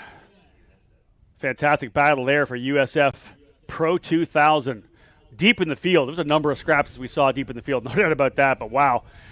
Big one up front for Alessandro Di Tullio. And again, as he said, interesting thing is he's not going to have such a good starting spot. He'll be, he believes, starting fourth for the race this afternoon, the last race of the weekend here at NOLA Motorsports Park. But again, beautiful day, as I said at the top of the pre-show. It was 75 when we launched those drivers. 77 degrees here trackside. They're saying a high of 80, and that's kind of what we expected to get to later on in the day. This will be the final race here for the drivers in the USF Juniors category. We've had a tremendous weekend out of the gate for these young drivers here, the very first step, the entry into this program. We've got a couple of winners, as we know. Joao Vergara getting his first win. Leonardo Scorpioni a victory as well. It'll be all Zanella Racing on the front row, but let's start first at the tail of what will be a 22 kart field. It is a Zanella driver. Maddie Colleran is going to start at the tail of the field here in the 20. Over the course of this week, to be honest, finding tons of speed here, racing with these top drivers, and end up finishing the 17th position, +5 for Maddie Colleran in race number 2. She'll start 22nd alongside Lincoln Day in the number 16. Lincoln had an issue in qualifying, so he'll start back there in the 21st position. Row number 10 on the outside, Harry Moss in the number 5 from London, England for Jay Howard Driver Development. Moss, the rookie, in the number 5. Alongside him, out of Omaha, Nebraska, that is Thomas Nordquist in the D-Force Racing number 17. Nordquist moving up to 15th in race number 2. Further forward, it'll be row number 9 on the outside for pole position Motorsports, the number 27 of Connor Aspley, the rookie driver. The 27 machine, as we know, first year for pole position Motorsports, first year for Connor Aspley, the driver out of O'Fallon, Missouri. Looking to work his way forward here. He was 18th in race number 2. That's exactly where he started here, race number 3. Kaylee Countryman out of Chandler, Arizona, the exclusive Autosports driver in the number 9. He's starting on the inside of row number 9. Go to row number 8 right now. It'll be Michael Suko in the number 24. Suko in the Inter MS machine, 11th in race number 2, starting 16th. So, again, the focus for Michael will be to work his way up into the top 10. He'll start alongside Matan Achatov for VRD Racing, the rookie driver from Israel, in the number 77. Row 7 will have 2 Inter MS drivers, Emma Scarborough in the number 26 from Sonoya, Georgia. And on the inside, it's Hudson Potter in that number 25 from Lexington, Kentucky. Potter in his second year of the program. Scarborough, a rookie driver here in USF Juniors. Up now to 6th row, P12. JT Hoskins in the number 9 out of Sarasota, Florida. Hoskins starting in the 12th spot outside of row number 6. Inside, Carol Stout in the number 4. A strong run for Stout up into the top 10 in race number 2. Can continue to try to lock out those top 10 positions. All Jay Howard driver development on row number 6. Row 5 will see Patricio Gonzalez in the D-Force Racing number 50, one of our sophomore drivers, starting alongside the rookie Brendan Cooley in the number 92. Cooley did the event at Road America last year, just locked his best race of his career, young career, of course. 8th place in race number 2 for the driver out of Illinois. Cooley rolling off from P9. He'll join me in the booth here for the USF 2000 race later on this afternoon. Row 4 will be Diego Guillo from Zanella Racing in the number 12. He has been moving forward in a big way, starting 8th in this one. He was 14th in the top 10, finished, I believe, 10th to 7th in the last one. His best starting spot, of course, this time was going to be 8th. So Diego Guillo looking to get himself up into the top 5, maybe even fight his way to the podium. He'll start alongside Rodrigo Gonzalez, the second of the 2 Gonzalez brothers. Rodrigo in the number 18 for D-Force Racing. Row 3, the Finnish driver Vilo Atola in the number 14, a rookie who has shown great speed here this weekend. He'll start 6th alongside round 1 winner Joao Vergara in the VRD Racing number 10. Vergara finishing 5th in the opening round, or rather the second round, won the opening round. This is going to be a tight championship leading to Barber Motorsports Park as a number of different drivers have found their way up front. Now going to row number 2 on the outside, new track record holder here, second place in race number 2, Liam Loiacono out of Australia for Jay Howard Driver Development. Loiacono in the number 6 starting 4th. Alongside him, driver has been battling it out like crazy. 2 podiums for Oliver Weldon out of St. Petersburg, Florida. Weldon in the VRD Racing, number 98 starting in 3rd. 22 drivers in the field, 2 on the front row, and it's all black, white, and yellow. That is Zanella Racing. Leonardo Scorpioni, round number 2 winner out of Florida in the number 55, starting in the 2nd spot, but the driver on the outside, or inside of row number 1. Pole position for Ty Fisher, the Canadian out of British Columbia, Canada. 138.0387, 4th in race number 2. Is this a chance for Fisher to come away with a race win? Fisher and Scorpioni on row 1. Weldon, Loiacono, row 2. Vergara and Atola, row 3. Gonzalez and Guillo, row 4. Cooley and Gonzalez on row number 5. Stout and Hoskins, row 6. Potter and Scarborough, row 7. Achatov and Suko, row 8. Countryman and Aspley, row 9. Nordquist and Moss, row 10. Day and Colleran, row 11. Engines are fired. Our Honda Civic Type R pace car rolling off the grid to get things underway. And indeed, time to go racing. 12 laps for the drivers here at USF Juniors. The 3rd of 3 races on the weekend. Drivers will try to get some heat into these Continental tires. Again, remember, these juniors battling for a championship worth almost $250,000 to move to USF 2000 in 2026. Following the footsteps, the drivers have moved all the way up, like Matt Clark, like Nicholas Giafone. Max Taylor winning the championship last year. So the warm-up lap underway. And again, remember this racetrack, we talked about it, 2.74 miles, 13 corners. Everybody we've talked to here in the booth have talked about the fact that 5, 6, and 7, very tough. Flat out in juniors. Maybe G3 was telling us that lift, a 30% lift coming through to keep the car settled through all those corners. But the big run down to 10, a lot of overtakes down to the inside there. We've seen guys make moves to the inside of 3 to 4. It's hard to pass on, but you can get it done if you put the pressure on the driver in front of you and you've set that pass up a couple of corners. Of all the cars, aero wash that you hear about is the least in these ones. The aerodynamic downforce on the wings on these race cars is significantly less than that of USF Pro 2000. But again, race number 3. We only started the season here in terms of the first race yesterday. USF 2000, USF Pro 2000 starting, of course, at St. Petersburg back in early March. From here, these drivers will head to Barber Motorsports Park. And then 2 races at Mid-Ohio, first with the IMSA and the Pilot Challenge, second with the NTT IndyCar Series joining the other 2 series on the USF Pro Championships. Then they'll head to Road America to run with the Grid Life program. All the races, triple headers, wrapping up the season at Portland International Raceway with all of the programs to cap off and see who comes away as the champions. And, of course, Monday evening after the final race, our championship celebration when we crown and celebrate all the drivers who were able to find success, teams as well, throughout the 2025 season. 3 more races on the docket for you. Nothing but wheel-to-wheel action here from NOLA Motorsports Park. Hopefully you've got you got the Masters up. You got Long Beach up. Right in the middle of it, you got the USF Pro Championships here and the Continental Tire Grand Prix of Louisiana. All Zanella front row. Fisher on the inside. A Scorpione on the outside. Weldon and Loiacono right behind, ready to challenge. 2 different winners on the season. Will it be 3? Number of the drivers up front sure hope they're able to break through and get that first victory of the new campaign. Out of turn number 13. It'll be Fisher who gets ready to get on the loud pedal, waiting for that green flag to fly. Look up at the top part of the screen, and there it is. Green, green, green. Underway, and a nice launch there for Fisher. Scorpione on the outside. You know for sure that Weldon's going to be right there as well. Fisher staying down to the bottom of the racetrack. He's got to come a little bit to the driver's left to set up a bit. He does. He's through cleanly, and in fact, I think his teammate right there with him as well. Great job for a Scorpione to insert himself in there. And in fact, Loiacono is going to go down to the inside to try to see if he can't outbrake Weldon coming into turn number 3. And immediately, it is going to be a Scorpione doing the same thing. He's going to run wide on the exit to try to see if he can't get a little pedal there out of Fisher. Fisher going to tuck it back down the inside. Doesn't want to give it up coming into turn number 4, but eventually does. Loiacono not enough there to get the pass done either on Weldon as he was trying to get to the inside there.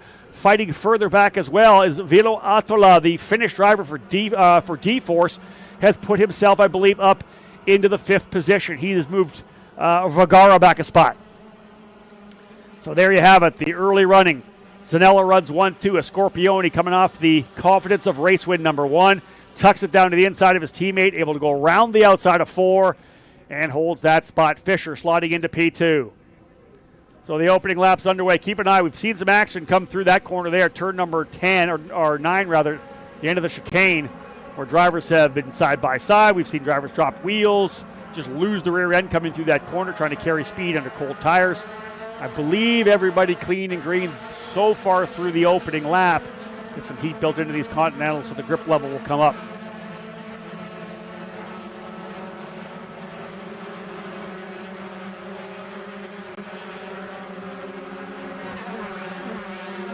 Again, opening lap in the books here right now. They'll come across the line.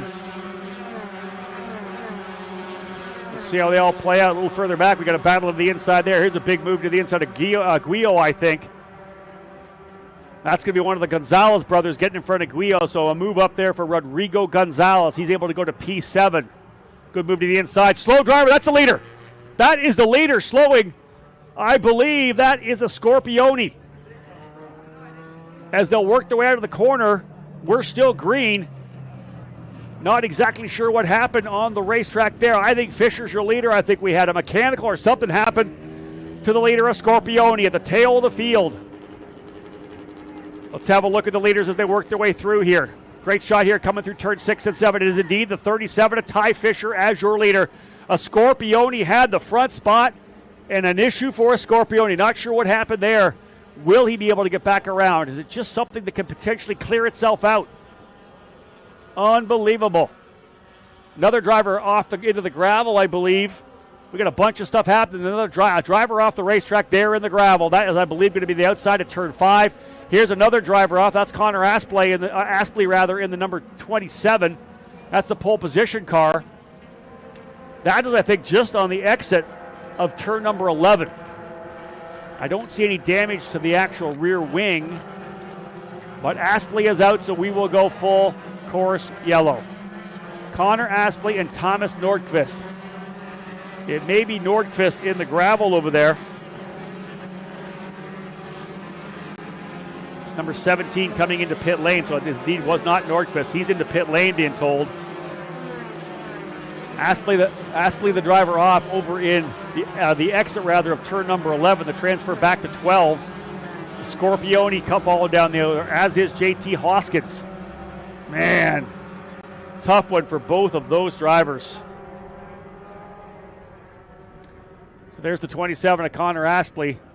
It appears to be his front wing just out in front of him there to the left, driver's left. So, if you want to kind of extrapolate, oh, man, over in turn number 3, the turn in, the 55 of Leonardo Scorpione. Gutting for the driver who came away with a win in round number 2. He will not get the victory here in round number 3. Ty Fisher, your leader. Oliver Weldon second. Vilo Atala in the third spot. João Vergara in fourth. Liam Loiacono in fifth. Rodrigo Gonzalez sixth. Diego Guillo up into seventh. Carol Stout in eighth. Ninth. I think that's Michael Succo stuck out there. I believe that's Succo. Michael Succo started 16th in the gravel, I believe on the outside of turn number 5, maybe 6. So he's going to fall to the tail of the field. So we've already lost number 1, Scorpione, 2, Succo, who very likely will be able to continue just stuck in the gravel right now. Connor Aspley out over in turn number 11, and Thomas Nordqvist into pit lane. Man, tough. So tough.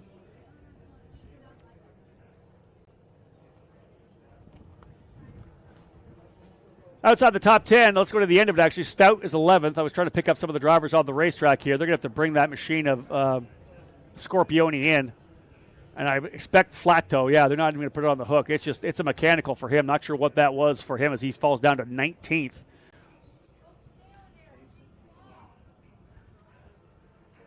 Patricio Gonzalez, 9th. Brendan Cooley, 10th. Baton Achatev in 11th. Hoskins, as I said, fell to the tail of the field. It's reset. He's 12th right now. 13th is Hudson Potter. 14th, Emma Scarborough. 15th, Harry Moss. 16th, Lincoln Day. 17th, Kaylee Countryman. 18th, Maddie Colleran.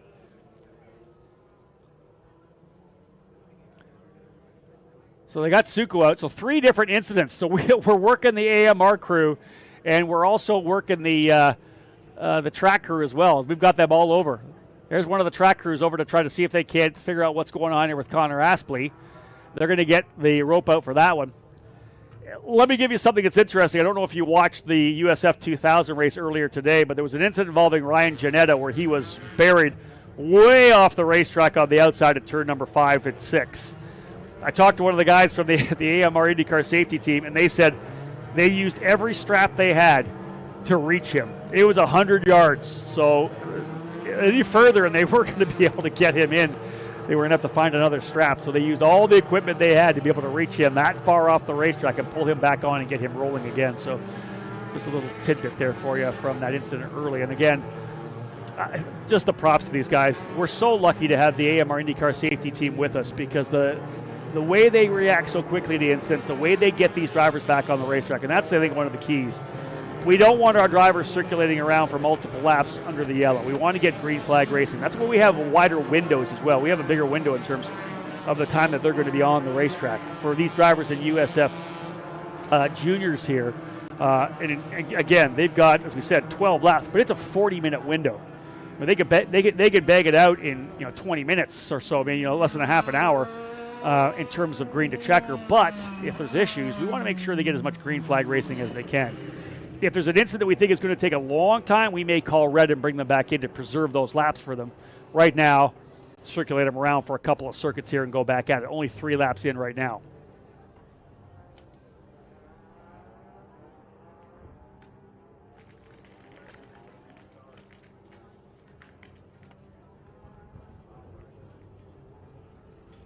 just based on the visual I have here, they've been able to pull the number 27 pole position Motorsports car of Connor Aspley back out as well. There he is there. Good pickup. And I said he had lost the front wing there. So if he's able to refire, which I expect he will be able to do, he should be able to get back into pit lane and get a new wing installed and at least get himself some more track time. The field just coming out of turn 4. So 2 more races still coming, folks. We have a little bit of a break. This will cap off the show here when we're done with the Victory Lane celebrations, but we expect to be going right around 3:15 Central Time for the next broadcast. It's obviously, if you're watching on YouTube, pretty easy to pick that up because they get scheduled early. You just click on that and wait for it to fire. And we'll go back-to-back with USF 2000 and USF Pro 2000. Brendan Cooley, who's currently running 10th, is going to join me in the booth for the USF 2000 race.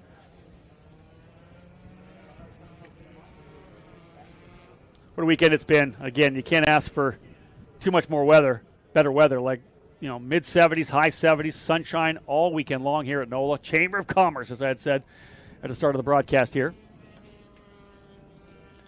Let's check in on the chat here. What's going on here? What are we talking about? We got some people cheering for Vilo Attala. I'd like to see that.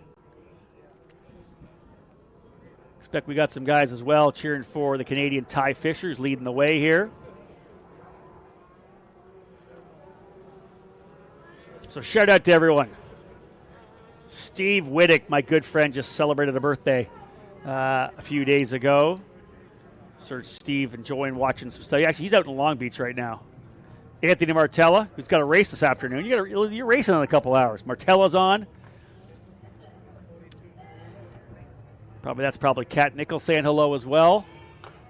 We have so many great fans here in the USF Pro Championships who love watching them race here wheel to wheel. They know they're going to end up getting the IndyCar, which I'm so excited about. That's why I love watching these young men and women. Someone cheering on there, Lincoln Day as well.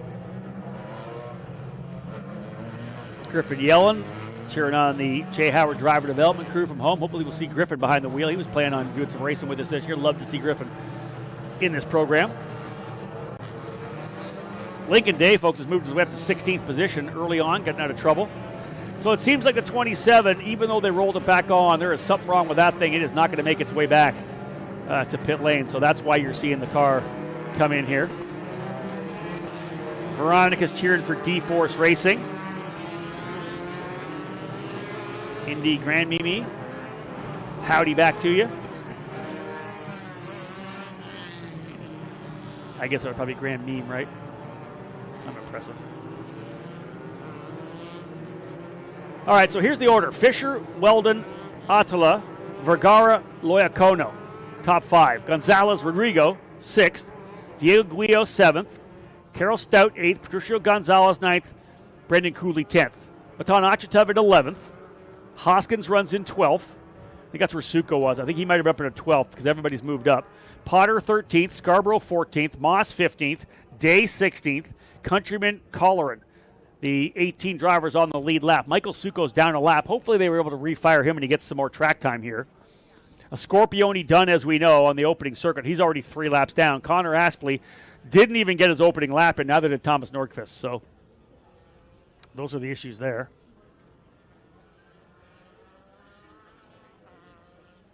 And again, shout out to everybody watching here on the YouTube channel, USF Pro TV, and having some fun on the chat as well.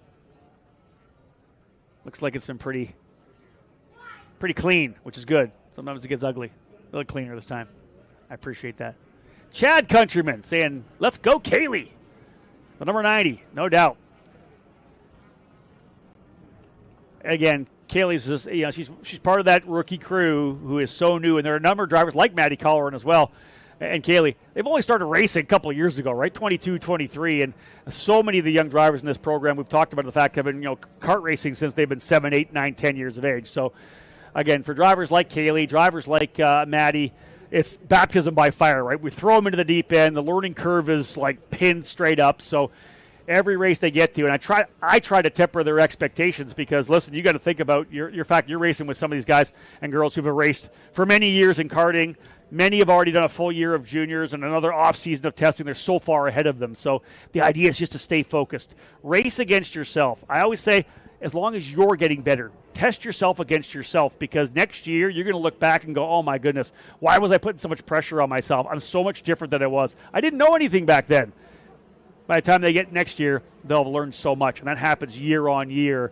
Every driver in USF Pro will go back and look when they were a raw rookie in juniors or 2000 and laugh at themselves and how stressed they got, realizing they were just here to learn. That's what this is all about. It's an educational driver development program.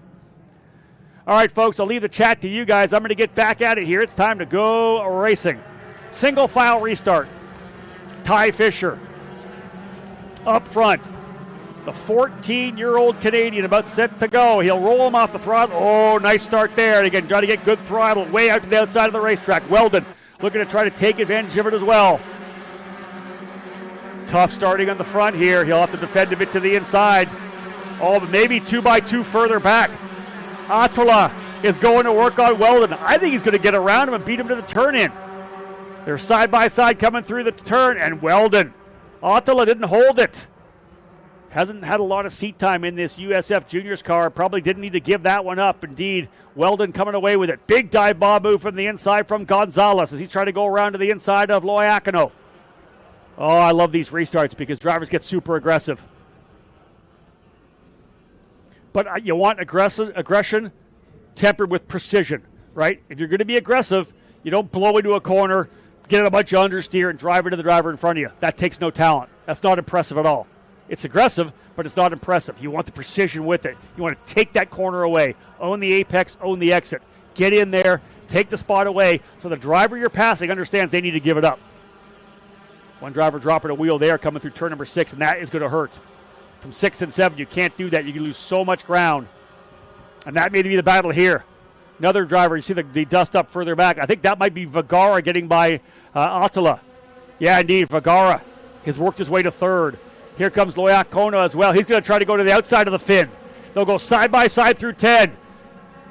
Oh, and in trouble a little bit there as Vilo went a little deeper into the corner, and it's going to be Gonzalez taking advantage of that. He'll slip by because Loiacono was on the outside. Guio going to try to come to the inside of Loiacono as well. So this is it. Loiacono loses a couple of spots, tried to go to the outside. Man, we got drivers getting aggressive here, no doubt about it. Good stuff. Look at this. We're dropping the right side wheels on the grass. Man. Hold on to that.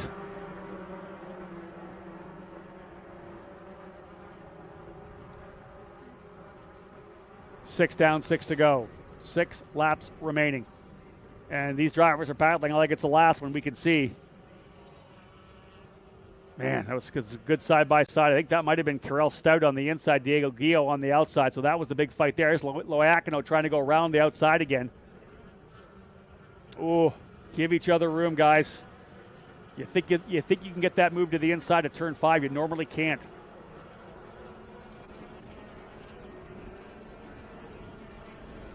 Kaylee Countryman able to get by Lincoln Day there. There's another drop of the wheel. That's Gonzalez, I believe, dropping a wheel coming out of the corner. Maybe, yeah, that might have been, I think, a Patricio Gonzalez dropped the wheel there as he's trying to close in on Liam Loiacono.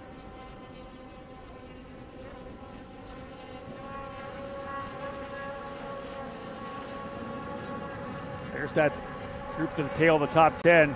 Brendan Cooley's got the driver beside him. Hudson Potter trying to find a way by the interim S car. That's at the tail of that group. The black and red car and the white machine of Potter. White and baby blue, I believe. Again, you always talk about the fact that you want to be focused forward, but when you're in the defense mode, you're thinking about the driver behind you. Cooley trying to put his focus on the gearbox of Patricio Gonzalez. That's where I want to go. That's one thing you'll learn as a young driver. The hands go, the steering wheel goes where the eyes go. You look through the corner, towards the corner to the apex, that's where the hands go. If you're having trouble getting the car turned to the apex, you're probably not looking there. Wherever you look is where the car is going to go. And that's why by the time you turn into the apex, you should already be looking at the exit. Otherwise, you're going to hold the exit. A couple of Jay Howard cars battling out there as well. You can see them fighting nose to tail.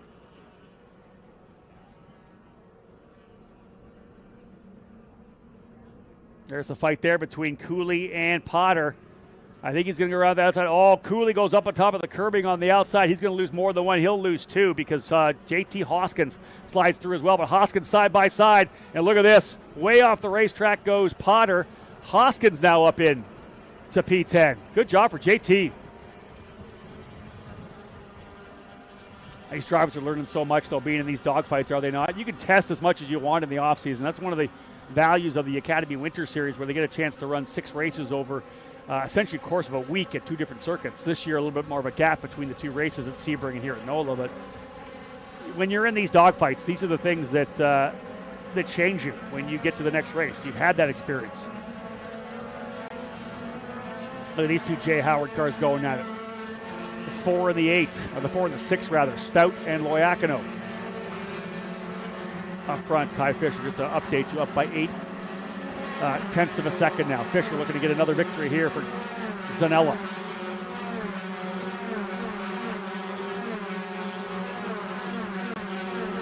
Ty Fisher's been impressive over the last couple of years. He's only 14 years of age. Let me mention that as well. Just 14 years of age, moving from the junior to the senior karting ranks. One of the top karters for the last number of years, running the big national programs. He finished 4th overall earlier this year in the Academy Winter Series that I was talking about. A couple of wins. Joined me in the booth here yesterday. Did a great job there as well.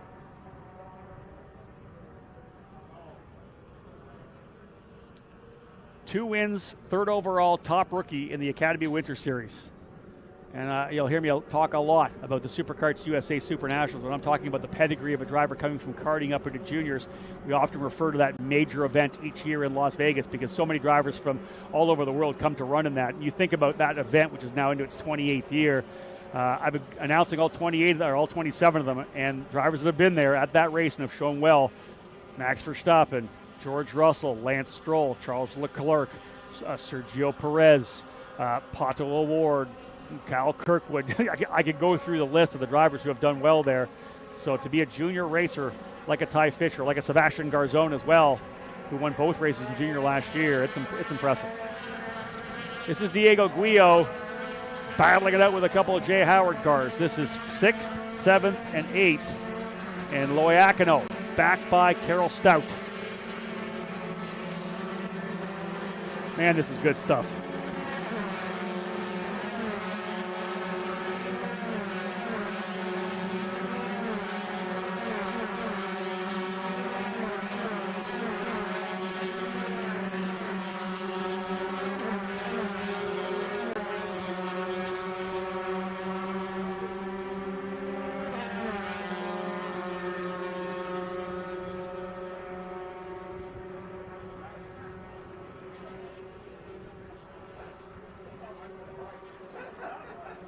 Nine laps in. Remember, a 12-lapper. So they're winding down. Look at the battles we have all over the racetrack here. 3, 2, 2, 3. They're side by side. This is such good stuff right now for these juniors. And again, I don't care if you're battling for 7th, 12th, or 18th. A side-by-side, wheel-to-wheel battle is the experience these drivers are here for, and that's the best thing about this.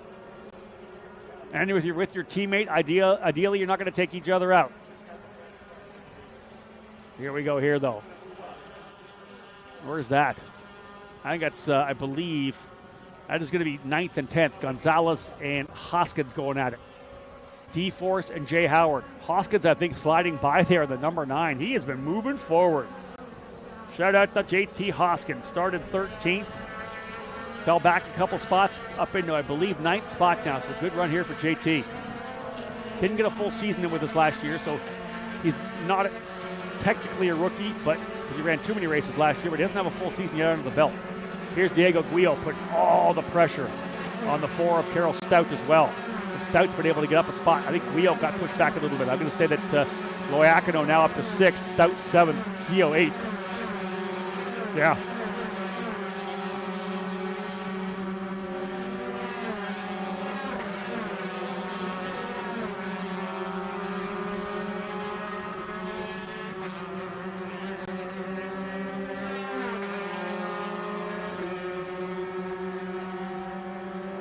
Here's this battle we saw earlier. This is a good one. Big move down the inside. I think it's Brendan Cooley potentially trying to find a way back by Patricio Gonzalez, and he's got behind him Hudson Potter. So this is a great run. This is actually the battle, I think, for the final position inside the top 10. Cooley going to try to run on the outside. Oh, contact between those two drivers.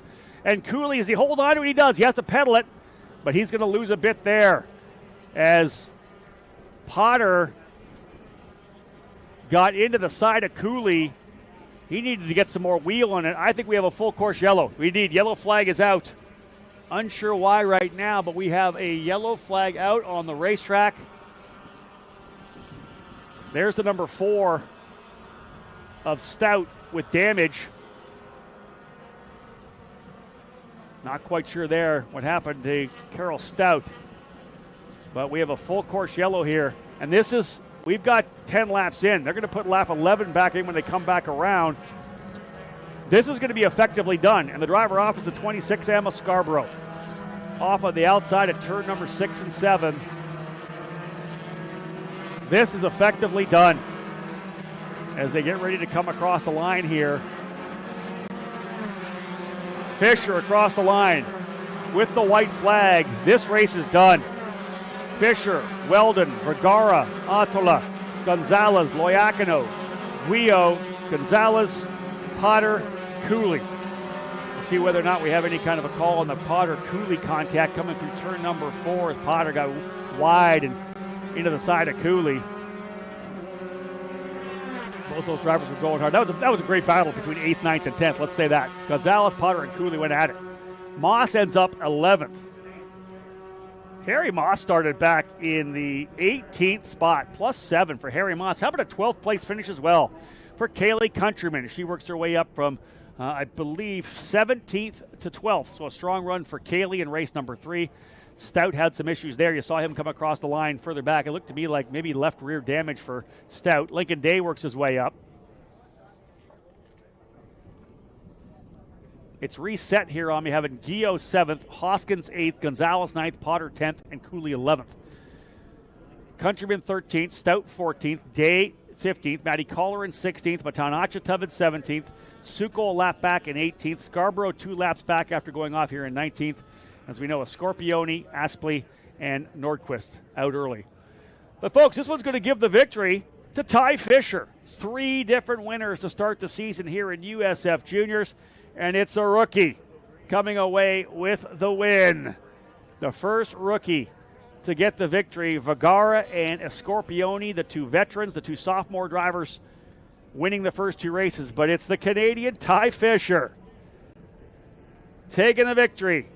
Shout out to his TB Kart team, all the drivers he races with in the national level karting program. Fisher with the win. Weldon in 2nd, João Vergara in 3rd. Attila 4th, Gonzalez 5th. Both Gonzalez brothers in the top 10 again. Diego Guio in the top 10 again. So here he is, folks. Zanella Racing. Back-to-back wins to start their second season of USF Juniors competition, and it's this kid here.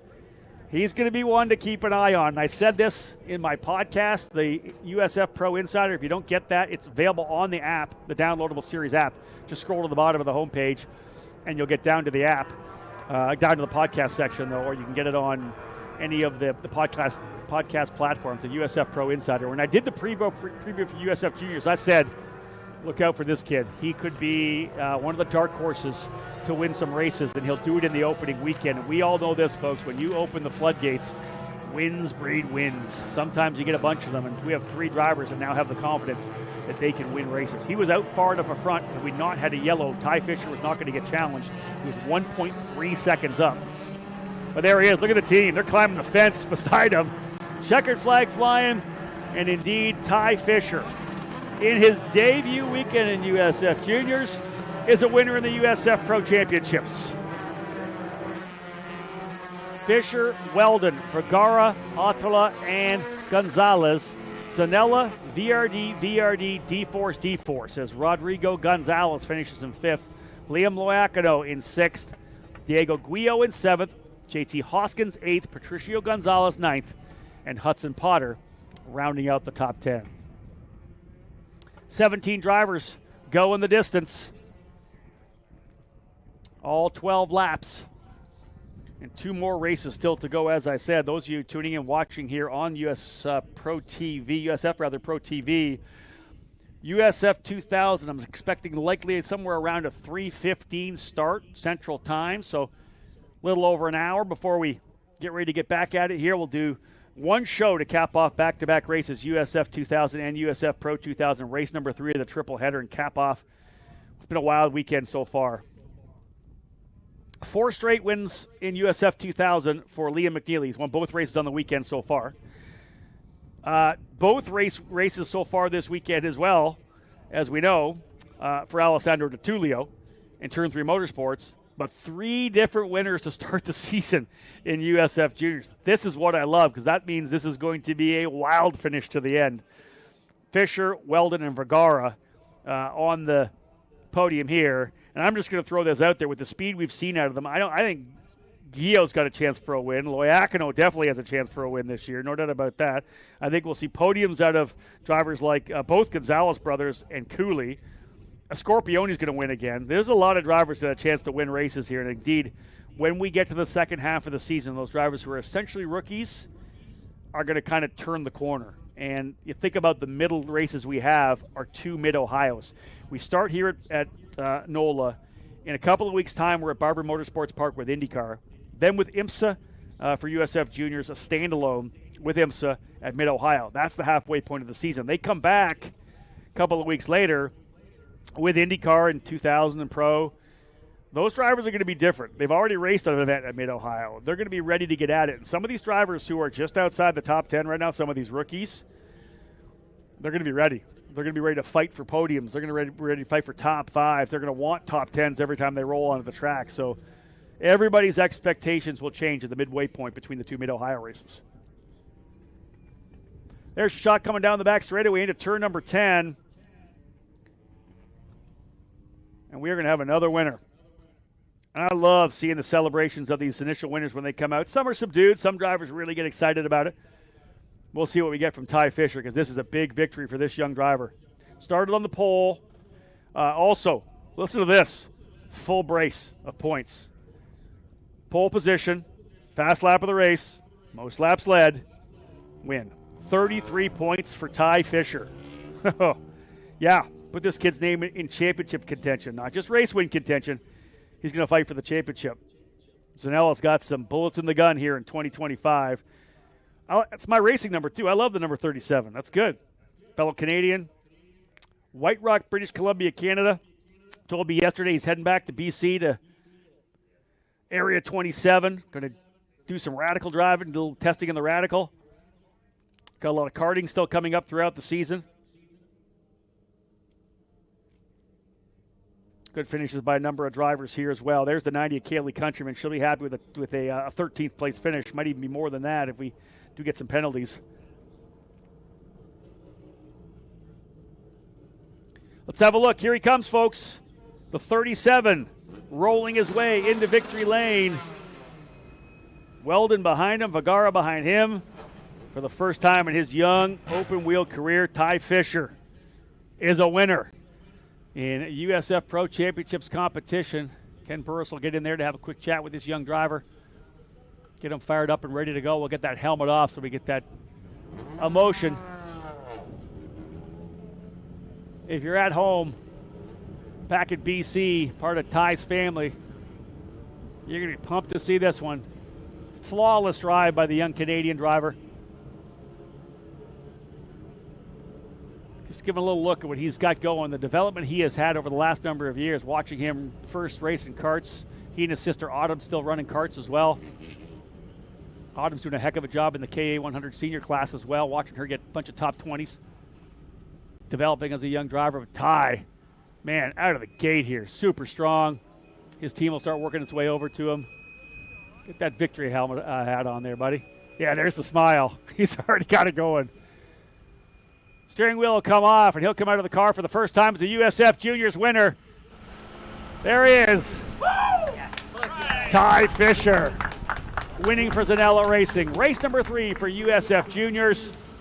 Big one for that young driver. The celebrations Not surprising. Dad quickly in there to congratulate his son. The team coming in next. Folks, we're heading down. There's Naka Zanella. Time to head to victory lane. We're back again, as I said. 3:15 to start USF 2000. Don't go anywhere, though, folks. Victory lane celebrations to cap off the USF Juniors event in a moment's time.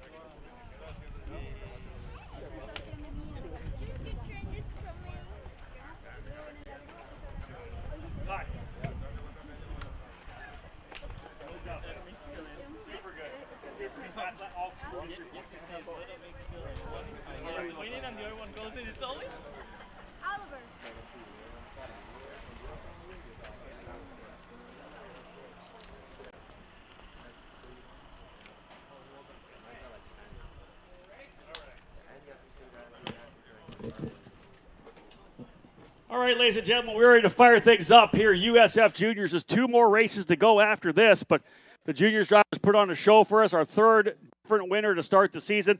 Let's start with the driver coming home in third. A couple of big passes to be able to get himself back onto the podium for VRD Racing. Joao Vergara in third spot.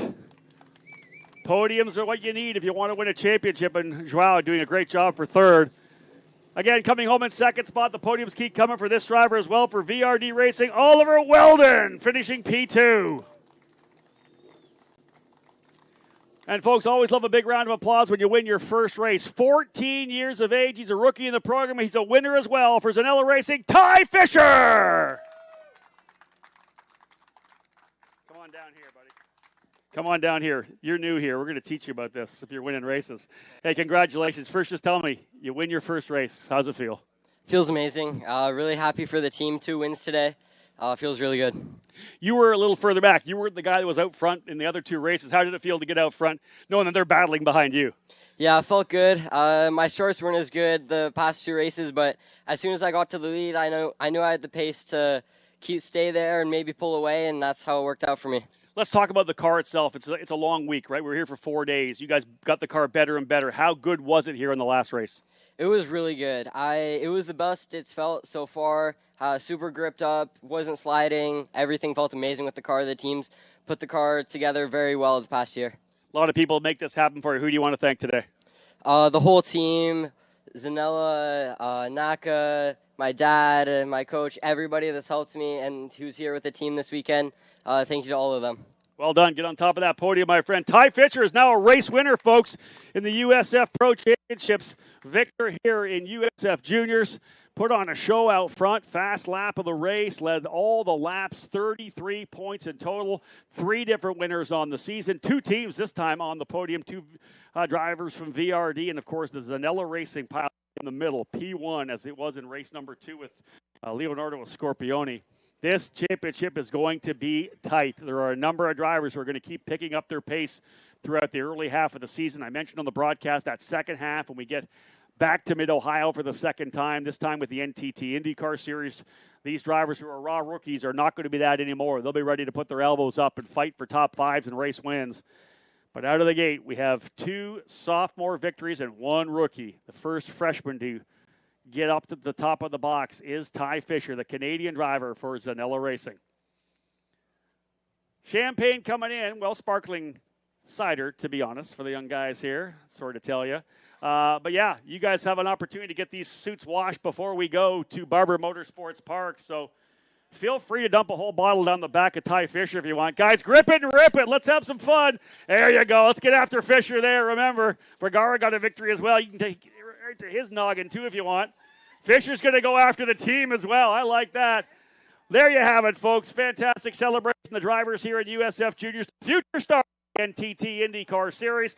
That's it for this particular broadcast. Again, back at 3:15 Central Time for USF 2000 and USF Pro 2000. Thanks for tuning in. All you guys were having fun in the chat. I appreciate it. On behalf of everyone from Anderson Promotions and Continental Tire, my name's Rob Howden. I'll see you at 3:15.